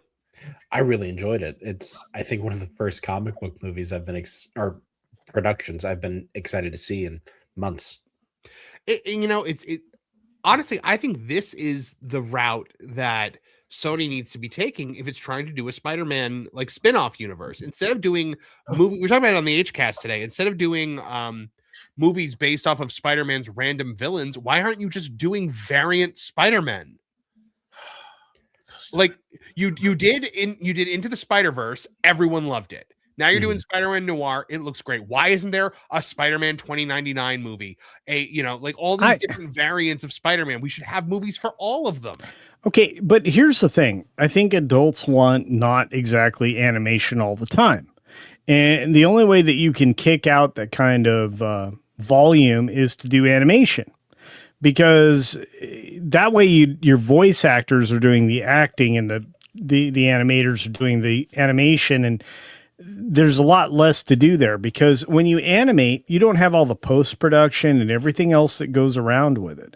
Where there's less editing when you do animation. That's why you're not getting what you want as fast as you want. Well, I agree with you. These shows get greenlit for 2 seasons now. Yeah. Yeah. And I get that. It's an accounting fiction, so they can say the price per episode is lower because they're anticipating using it for 16. But also, you think that Martin, shows used to get approved for 20 episodes, and now they're getting 24. Now they're getting approved for 2 10 episodes. Right. So I find that extremely irritating. But I do think we need to go back to let's get some cost under control. Well, but that's what I think Martin was trying to bring up, is the fact that it is an accounting thing that they're doing, and they're calling it 2 seasons when really it's not even 1 full season that we're getting out of these expenditures. But think about this, guys. If you did the Spider-Verse with Sony, with them doing projects based on all of the Spider-Man variants, you could eventually do your Spider Avengers type movie. I agree with you. Where you bring them all together. I agree with you. And then you made Madam Web, and then you followed that up with whatever the vampire thing was with Morbius. The cult leader. Yeah. So look, Morbius was not a good. Madam Web, Morbius, and then what was the complete disaster? Yeah. So, and look, they had one of the best actors and action actors that they could have possibly hoped for as Kraven. Because if you look at Bullet Train, that was great. Yeah, dude. Well, but they have a magical talent of doing this. They took good talent and jammed them into garbage. Okay. So I'm going to say one name to you, Kevin, and tell me if you agree. And it's not just because she's a woman. Sorry, Trish. Amy Pascal. Trish knows other women exist. Well, no, but every woman that I bring up is not good. Okay, except for her, she's great. I love Trish. Trish is the best. I love her so much. So anyway, but you understand Aaron Taylor Johnson though. Yeah, he was Back to the great. Bond thing. I always thought he should have been the next Bond. He would be a great Bond. So would Henry Cavill. I can go through a list of names, and you know what? I would not mind. And this is where I'm going to be different than most people. I don't care about a black Bond. I already know who it's going to be. Idris Elba? Yeah. Too old. He doesn't want to do it, right? Well, he doesn't want to do it, but look, I understand that. And even the non-binary chick thinks that, you know, Bond should be a dude. I'm sorry. Like it was written by a dude to be a dude for a dude that actually did the job. Playing another dude. What? You were saying, Lauren? When? I don't. Did you spot the electro there's been thing? at Like least, I said, there's been 3 or 4 different diversions. I have no idea where I'm at anymore. did you spot the electro thing? Yeah. Are you talking about the scene with the hand? Yeah. Dude, I went and got water and wine and I'm about to take my pills and you just got back to this? Of all that is holy. Hold on a second. What is the actual time right now? It is 9:26 p.m. right now. So I just want, before Lauren gets to finish his story, how many topics did you have for tonight? Just the one. Oh, okay. Did you anticipate this happening? No, I just learned my lesson. Okay, because it's 9:30. No, 'cause I come with one main topic now, and then I like in the back of my mind, I'm like, yeah, we've got. I could pull another like 2 maybe, but Look, I mean, it's just like any good pizza. You just start with pepperoni, and then if you get a chance, add some other stuff. You know, it just depends on how hungry your audience is. I'm just saying. So yes, Lauren, I meant the thing with the hand. I'm gonna mute. Sorry? I meant the thing with the hand. The thing with the hand. Yeah, it's like it's less than 1 second. Yeah, but it looked like it was crackling with electricity, which to me means electro. Sure. I saw in the chat someone said something about Static Shock. Is that somebody? Oh, that would work too. I would love to see a Static Shock movie. But that's not going to be in a I mean, Marvel I movie. wouldn't know. No, I but just there saw is that. I Shocker. was like, I never heard of this, but okay. Or does he mean Shocker? The only thing that I I don't would know. Go ahead, Lauren. Where are all the super chats? I was like, hey guys, Go ahead, Lauren. are you not entertained? Oh. Oh, I got a bottle cap. I'm good. I do have something. Go ahead. Did anybody see that allegedly Sydney Sweeney has thrown out more bait for the Simps? Oh, what has she done? She I'm definitely into nerdy dudes. Who else is gonna come watch TMNT with me? The old ones, not that lame Mutant Mayhem crap. This was right after she said that she was looking for mountain climber hiking dudes who can keep up with her. It's like, I don't think that you're going to find a person that's both of those characteristics. She's playing to every. Look, if I weren't married for a long time, 30 some years. Oh my gosh. I mean, you know, I'm old. Careful. Be very, very careful. I might You came try to. very close to saying 30 years. 30 long, tiring Exhausting years. It's Let this happen. I remember my youth. I once was a well-trimmed man. And then Did you guys realize that real life fake wizard is in the chat? Yes, I know. Okay. Well, I mean, he'd be less catastrophically damaging than I would be in here. I mean, like if you were going to put together a D&D party, do you think you'd put me in here? I'm like worse than chaotic evil. I'm like chaotic neutral. You know, What? you guys know I despise D&D. Oh boy. But I started thinking about it and I was like, it would probably be really fun if we actually like did a campaign on the show one night. Oh, for I sure. have tried to tell you this. It's actually, it can be a lot of fun. And I'm going to look into it. all Have right, I ever well, told you my D&D story? If you're serious about it, talk to me about it. Culture would be the bard. True story. That I believe. I love this guy. Real life fake wizard's like a guilty pleasure in my house now. So thank you, my friend. Dude, he's growing like a weed. I've never like I saw him show up and I was like, I love this dude's vibe. And then I didn't realize why, but he's like intriguing. It's authentically like not what he says he is, but at the same time, exactly what he's telling you he is, which is because great. nobody beats the Wiz. And the Wiz and I are going to be launching our own. Oh no! Coming up very soon. Down the road. Yeah, yeah. He's on down the road. Don't get me go started on the musicals, guys, please. I'm tired. It's late. Oh, you mean you might go off on a tangent? Yeah. you don't want me going off What on a would that be tangent. like? The funny thing is like he said, don't get me off on musicals. It's like nobody mentioned musicals. You mentioned musicals. You No, got yourself off on musicals. No, they said the Wiz. Yeah, there was a path. There's usually a path if you choose to follow it. I follow all the roads. They said the road less traveled. You presented one. I'm gonna go. I'm just saying. I'm sorry. I'll be quiet now. Well, you guys are talking about something. I feel like you interrupted. Stunned silence. It's like he successfully factory reset the entire channel. Seriously, I'm about to turn back into a puppet. Oh, I wish there was an effect now to just make you fade from one to the other. If I could back into a bush right now, that'd be the best thing ever. The Homer Simpson meme.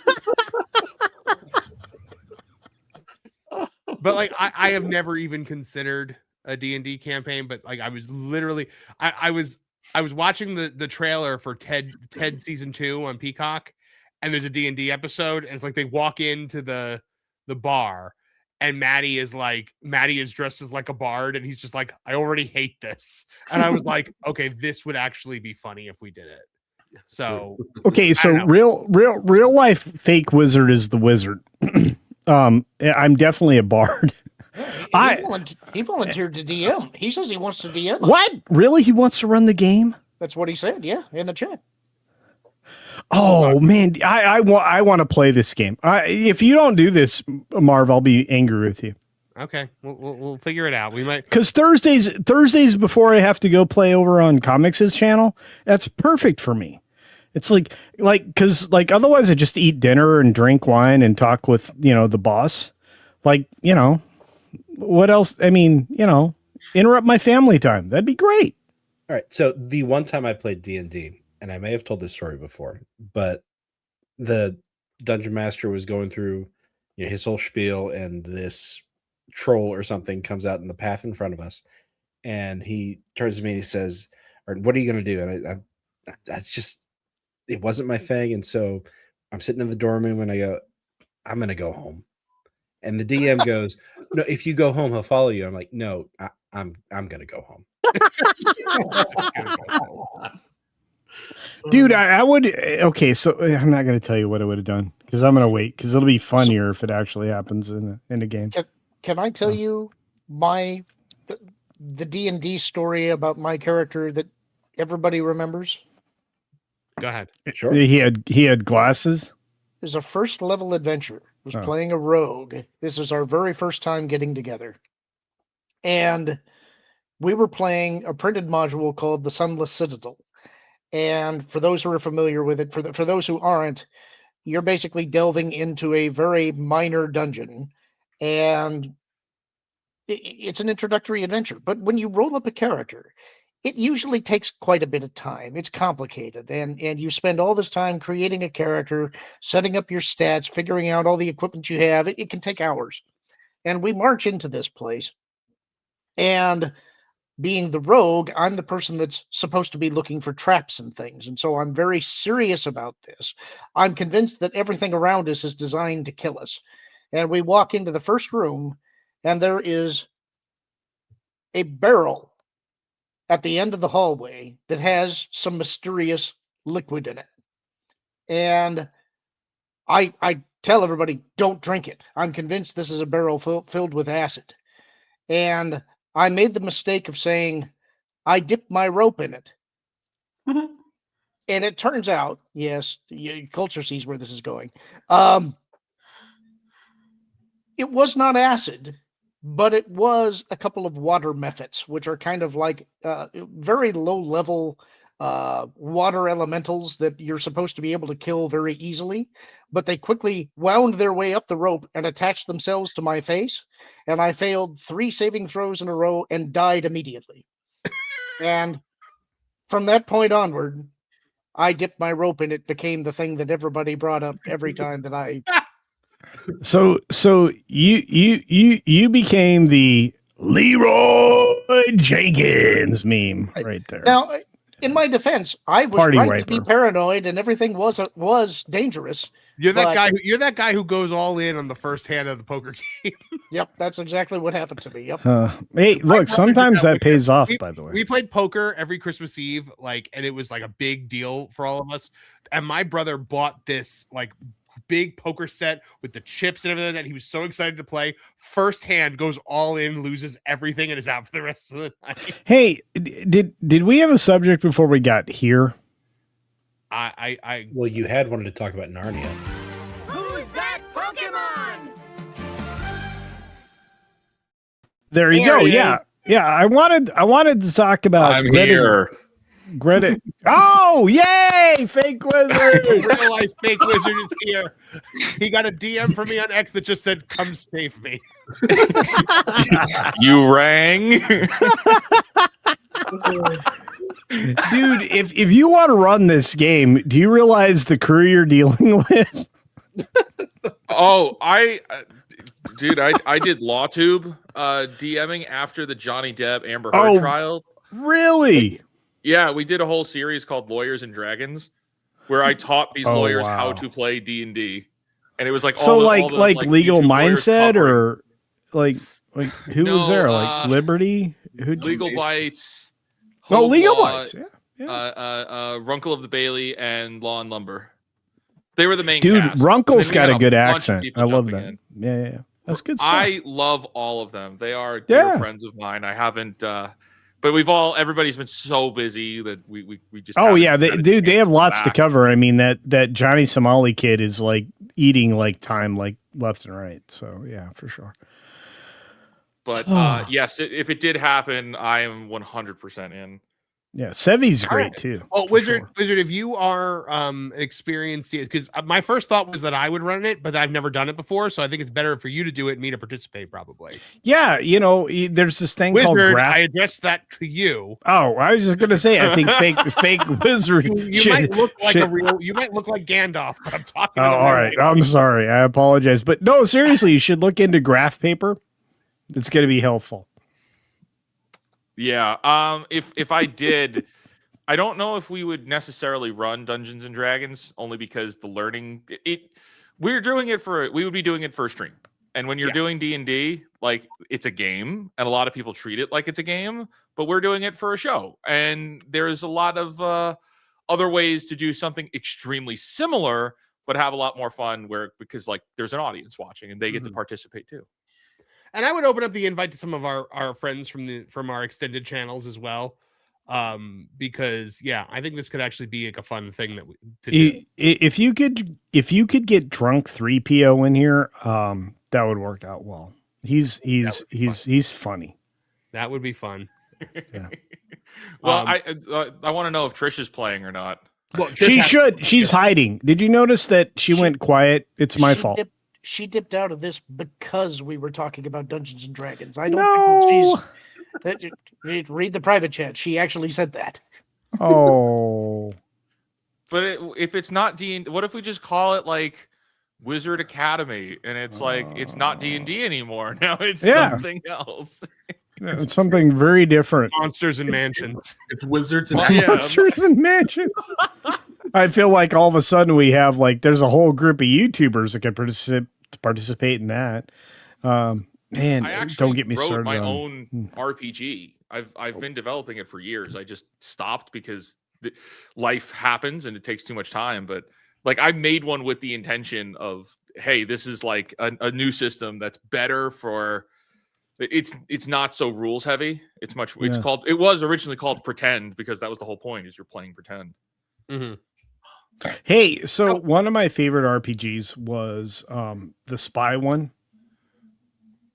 Top Secret? I don't know. I played that. That's way back there in the 80s. Yeah, I played that. Do you know who the first DM of that game was for me? My biological father. He played it with two of my other brothers and some other folks that were related to the family, and it was extraordinary. That's where my love of RPGs truly began. I had played D&D before, but Top Secret became like the greatest game ever. I'm one of those nerds that I go way back. Like when you start to talk about like old stuff like White Wolf. Does that sound familiar to anybody in the White Wolf games? So like I played Vampire the Masquerade, and that got paired with the werewolf version of that game. And so we cross multiplied and divided. I mean, we went major geeky on that. And then I played the Star Wars thing, and I was an Imperial. Which one? West End, Wizards of the Coast, probably West End. No, the West End game, and I was a Dvorak corporate. Excuse me. Is that not the that right was a term? joke? It's not Dvorak. Okay, what was it? What you call me? Deveronian. Deveronian. That sounds more like it.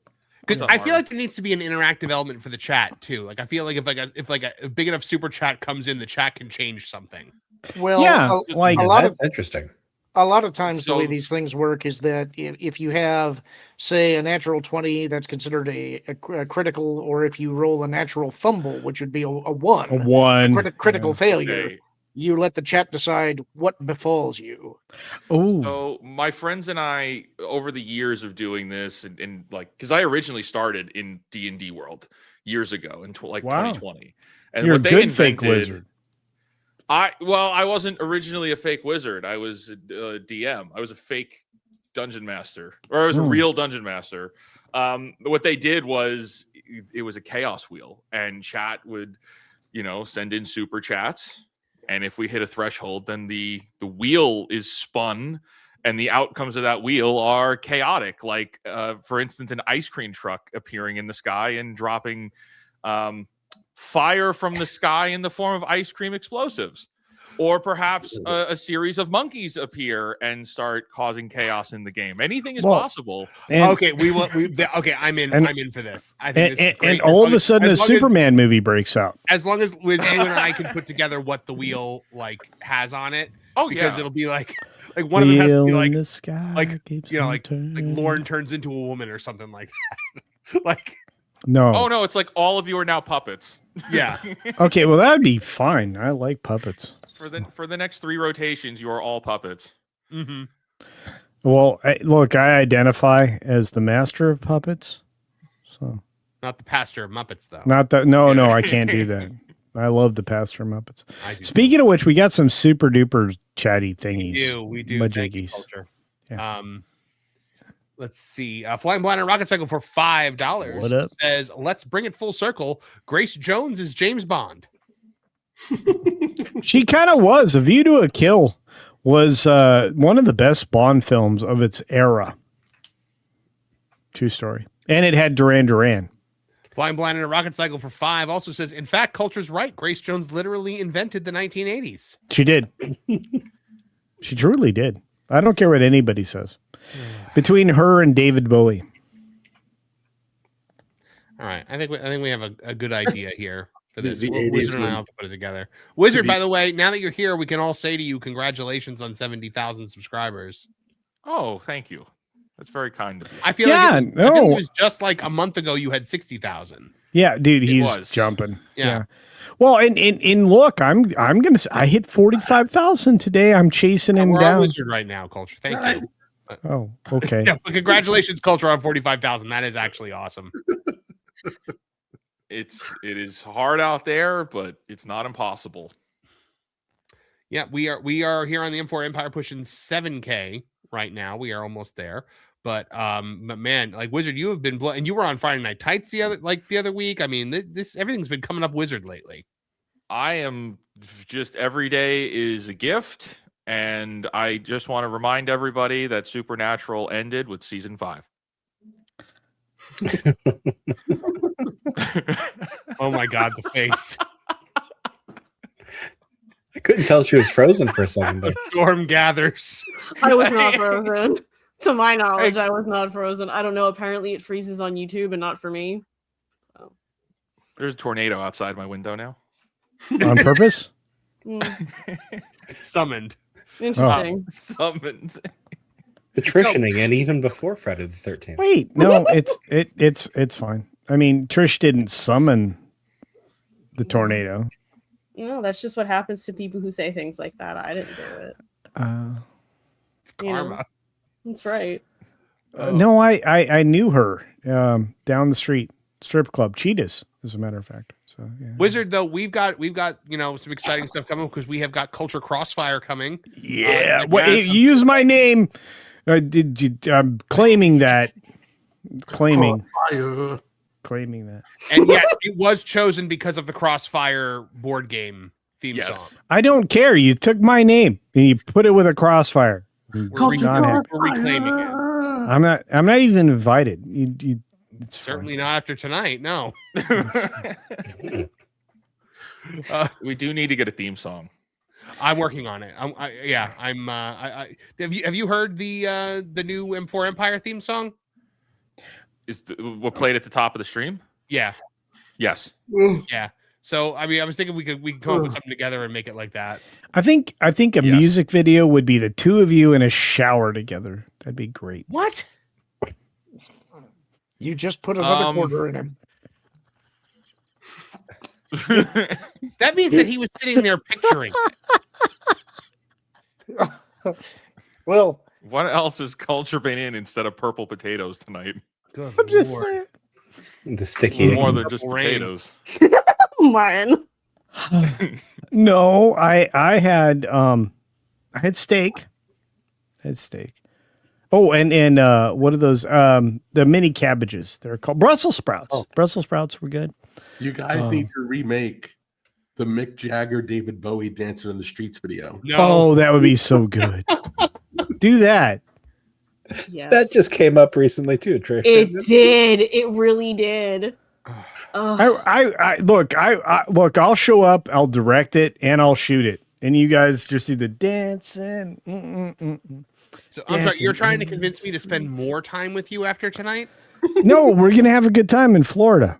It'll be fun. We are gonna have a good time, Culture. I picked out a sushi place that I think will meet your high Gordon Ramsay standards. I'm pretty sure I watched. Didn't we watch this video in sign language class? Kinda. Look, I mean, like it was a weird time. We were worried about Stranger Danger, and then we put them on MTV, and it was fine. It was okay. It was good. MTV. 80s were great. Another thing that we just talked about not that long ago. Yeah.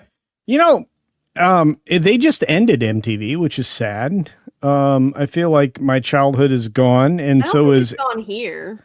Well, MTV Raps. It's been gone. Yeah, your childhood was long in the rearview mirror. But I think technically the channel is still on. MTV hasn't been MTV in like 25 years. Well, no, MTV More than officially like went like in the last 2 months. So Look at them, Martin. They're just like pushing our upcoming I know. Lost Guys episode. It's great. If anybody wants to hear more about this, they can watch it on the Lost Guys coming up. That's right. wait, Whatever that's happened to like MTV? now. Didn't the last? Is that today? What? I don't The think Lost the MTV one got uploaded today. Did it? No, I don't think it did. Oh, okay. I was gonna say that'd be great timing. 02RR for 199 says my favorite deli meat is salami. How about the panel? I feel like this has. I feel like everything in my life is bologna sausage. I would say bologna is probably my favorite as well. Oh, that's so disappointing. Really? Well, I also what's like Genoa Lorn's? salami. I like Genoa salami. Genoa is good. Yeah. Prosciutto. Not the gabagool. What kind of Italian are you? I'm saying like the ones that we have all the time. Like, of course, I like the gabagool. And I like No. And bologna sausage is something I use instead of saying a bad word. So But no, What were you saying, honestly, Jake? prosciutto is my favorite thing. Like I feel like that particular meat aged as it should be properly. Well, I didn't know we were counting like artisan meats here. I thought we were just talking about the things that you'd go to like get on your sandwich. It's just meat. No, I mean, look, ladies love good meat, and you know, some guys. I'm just saying. Nothing wrong with that. Nothing wrong with Culture that. Casino. What? Oh my! Am I wrong? Big Wizard, what about you? Deli meat. I'm obligated to say ham, like in 30 Rock.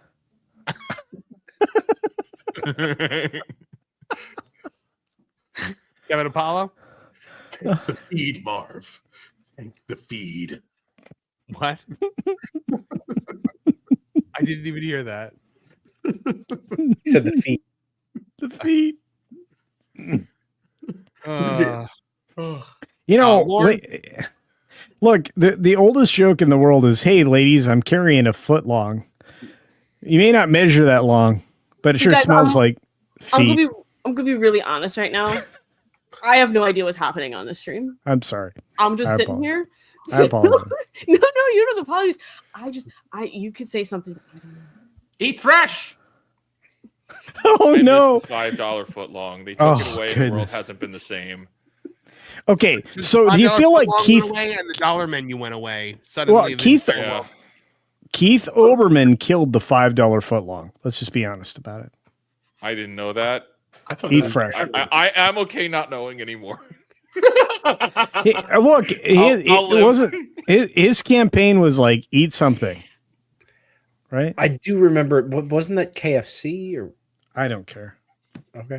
Marv, I think you need to read the next super chat for Trish. Yeah. What about me? We have to read the super. This one's for you. Damn. All right. Hold on. What did I say about offending Trish, Blandoff? Now you get Marv's Bane for your sins. Extreme, I know, but you must learn. You did. Okay, everybody stop having fun. It's confusing. Quit. Oh, is that what it Well, I is? can do it in this, like this, talking to the mug, and maybe that will make more of the noise. Oh, wow, like that sounded even. That's very Baney. I never yeah. had to do it like that before. Yeah, you know, like if you put your face in a popcorn bucket, I feel like, especially the Dune popcorn bucket, that's very Bane-like. Very specific popcorn bucket there, culture. Yeah. Very specific. Where in the world did you get that from? Okay. Don't That tell was, anybody. you were asking in the chat, that was regular Bane, not Canadian Bane. You'd know. Well, I wasn't trying to do Canadian Bane. No, I'm saying you'd know if it were Canadian. Yeah, Oh, he yeah, didn't say Canadian he Bane didn't was not say Canadian. A after the end, so that's how you know it's not Canadian Bane. There was no mention of poutine. Also true. Liquid Fox for $2 says that was actually your best Bane yet. It's true. That's actually true. Really gave it his all for it. Thank you. You Okay, should do a panel as Canadian Bane I agree. at MegaCon. Oh, I'll be there. In Canadian costume. BaneCon. Okay, so I have been in the audience when Marv was talking about things, and I have to tell you, he's so professional when he does that. I was quiet. I didn't mock him. All I could do was applaud. He's brilliant. Thank you. Marv's a Coach. brilliant man. I may actually, like, if I'm still waiting to hear about whether or not I get to do those talks again this year. Oh, it was so good, dude. I Oh put my in gosh. for a bunch of People were cheering, and it was a full room, dude. 300 people we had. Yeah. Yeah.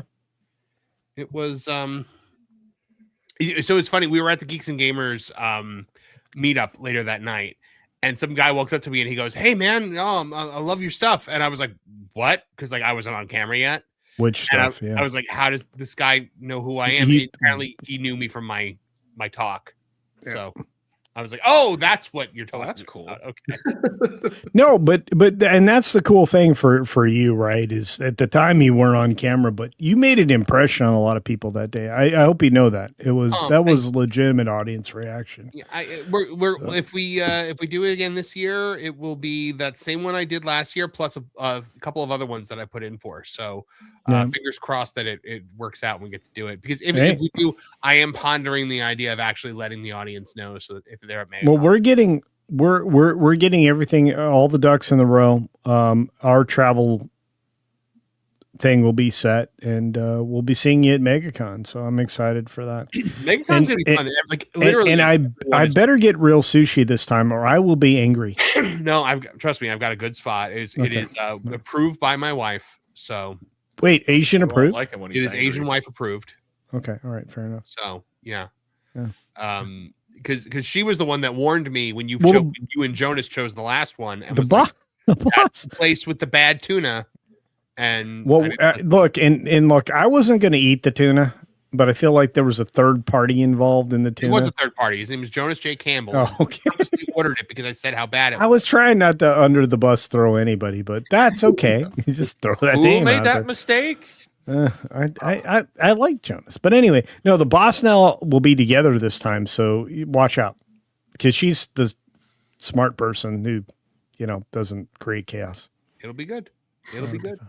Okay. Is anybody here coming to MegaCon this year besides me and Culture? I wasn't planning on it. Okay, I do not know yet. Yeah. Oh, okay. Wiz, if you go to MegaCon, that'd be awesome. Oh, it'd be incredible. By the way, Nate, Mr. H is planning to come. That'll be fun. Once I secure the place with the many rooms, otherwise known as a content house, that'll be fun. I think Trish should be there. If we can get the great and powerful Kevin Apollo, that would be like phenomenal. When is it? March. About a month and 4 days from now. Yeah. That's very very specific for an approximate number. A month and 4 days. I do what I can. I'm going to tell you something. Minutes, Trish. Well, yeah, and he didn't give you precise directions to where you have to be. That's but right. I will tell you this much: if you ever want to refill your joy bucket and your appreciation of other human beings, not just in a stream but everywhere, going to one of these meetup events where you get a chance to interact with people that that you've interacted with online, or any of your parasocial relationships, you'll find out that the vast majority of them are not just representations of themselves online, but they're real people, and they're often very fun to interact with, and you get a deeper appreciation of who they are.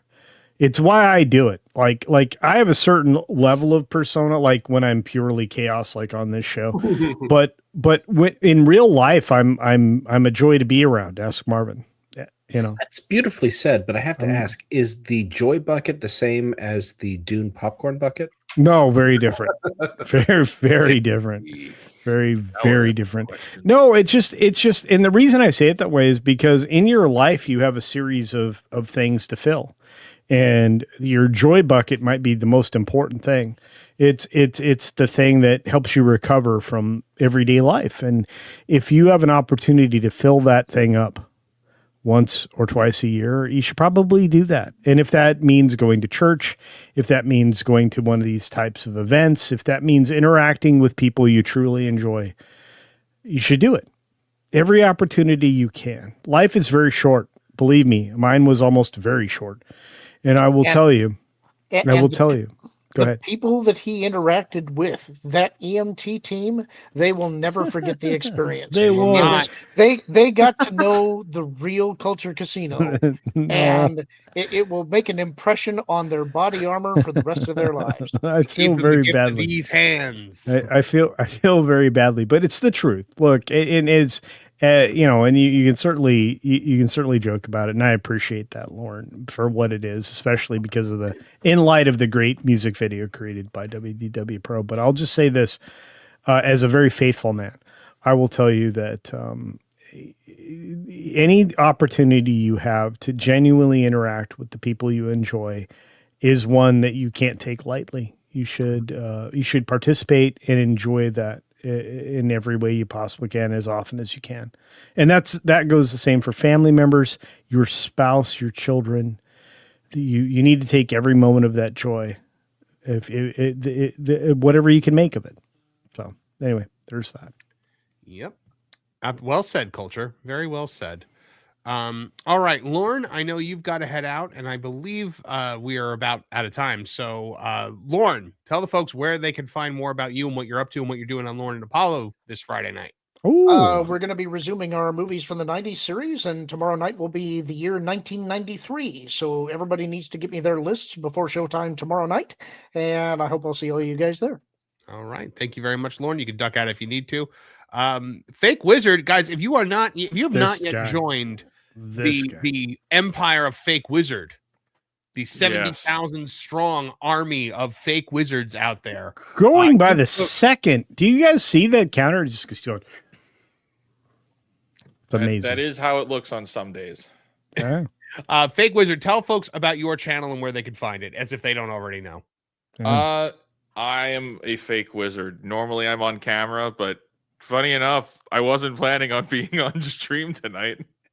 But no, I make YouTube videos almost every day. We promote indie games as well as covering current events and in entertainment business. But yeah, I'm right here, Fake Wizard on YouTube. Awesome. Martin Stone, what do you got coming up on the Lost Guys? This guy. Well, we're going to be talking about MTV, actually. First 24 hours, it's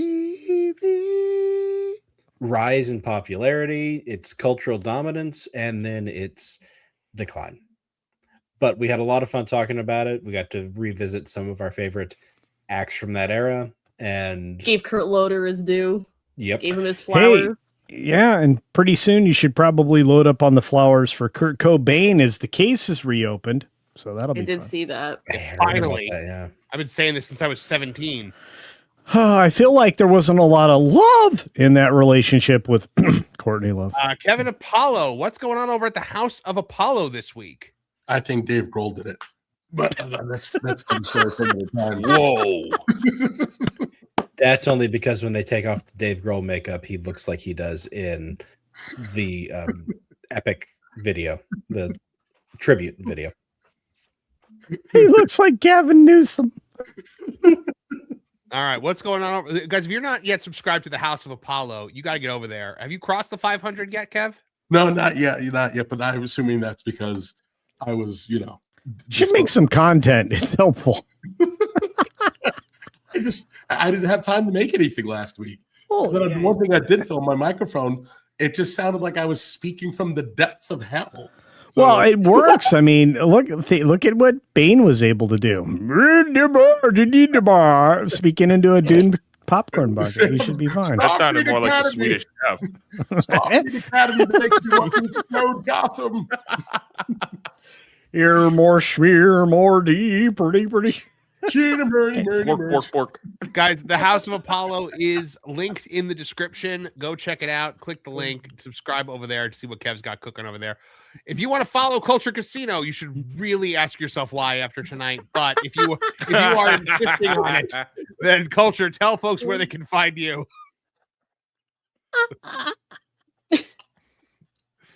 The Bard. The channel's right there. You're killing me, literally. Do check out Culture Casino online. I am having a lot of fun, and you know what? My friends are the best part of my life every day. So thank you all so very much. I appreciate you. Aww. Trish, what you got going on? Anything? I love the Trish plug. Let me tell you something. On that Park Place, when I host on Wednesdays, when I'm like so and so on the panel, what have you got going on? They'll talk for like 5 minutes, and then on Thursday nights, I got Trish where I'm like, Trish, what do you got? Yeah. It's either been said or I'm just, Trish is one of my favorite people on the planet. She doesn't get why. It's just like she's so great. Thank you, Culture. I watch streams just because Trish is there doing her thing. I'm like, oh, she's so precious. Oh my god. Oh, thank you. I didn't know this, guys. Thank you. You got to get her on Campione Reacts if you ever do that. I do. Do you realize she's gonna see some women being absolutely horrible? She's gonna be like, oh my. I'm gonna be. Oh my god, I feel like I'm out of it. It's the Claritin. I blame the Claritin. All right, guys. Thank you for joining us tonight. Thank you everyone who chatted, everyone who super chatted. Make sure you're checking out the M4 Empire here every single day for new content. We have a new Rachel Zegler video out right now. I know it's like it's 2025 all over again. But yeah, we just found out how much money she lost. So check that out. We got some Super Bowl halftime show videos out. But also, please make sure, linked in the description, you'll find the link to M4 Empire Gaming, our gaming live stream channel. Make sure that you're subscribed over there. Make sure you ring the bell. Join us over there for the game streams that we're going, because we're going to be doing some multiplayer games very soon with the crew. So let us, entertain you over there as well. Subscribe to M4 Empire Gaming. And now our new closing video, which has a little taste of the full M4 Empire theme music. Thank you very much from all of us here at the M4 Empire. I thank you for your attention, and we'll catch you in the next one.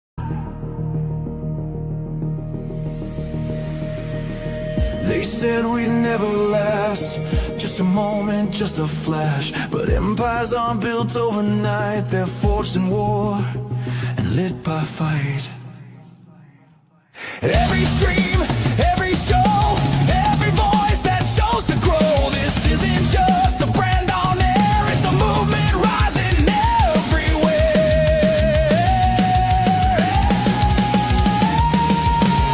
We are the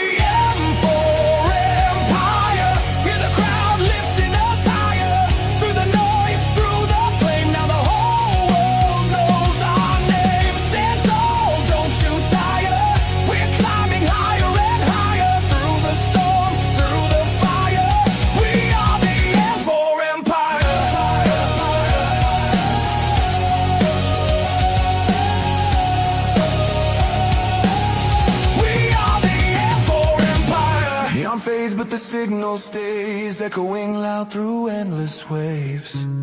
From one voice to a choir's roar.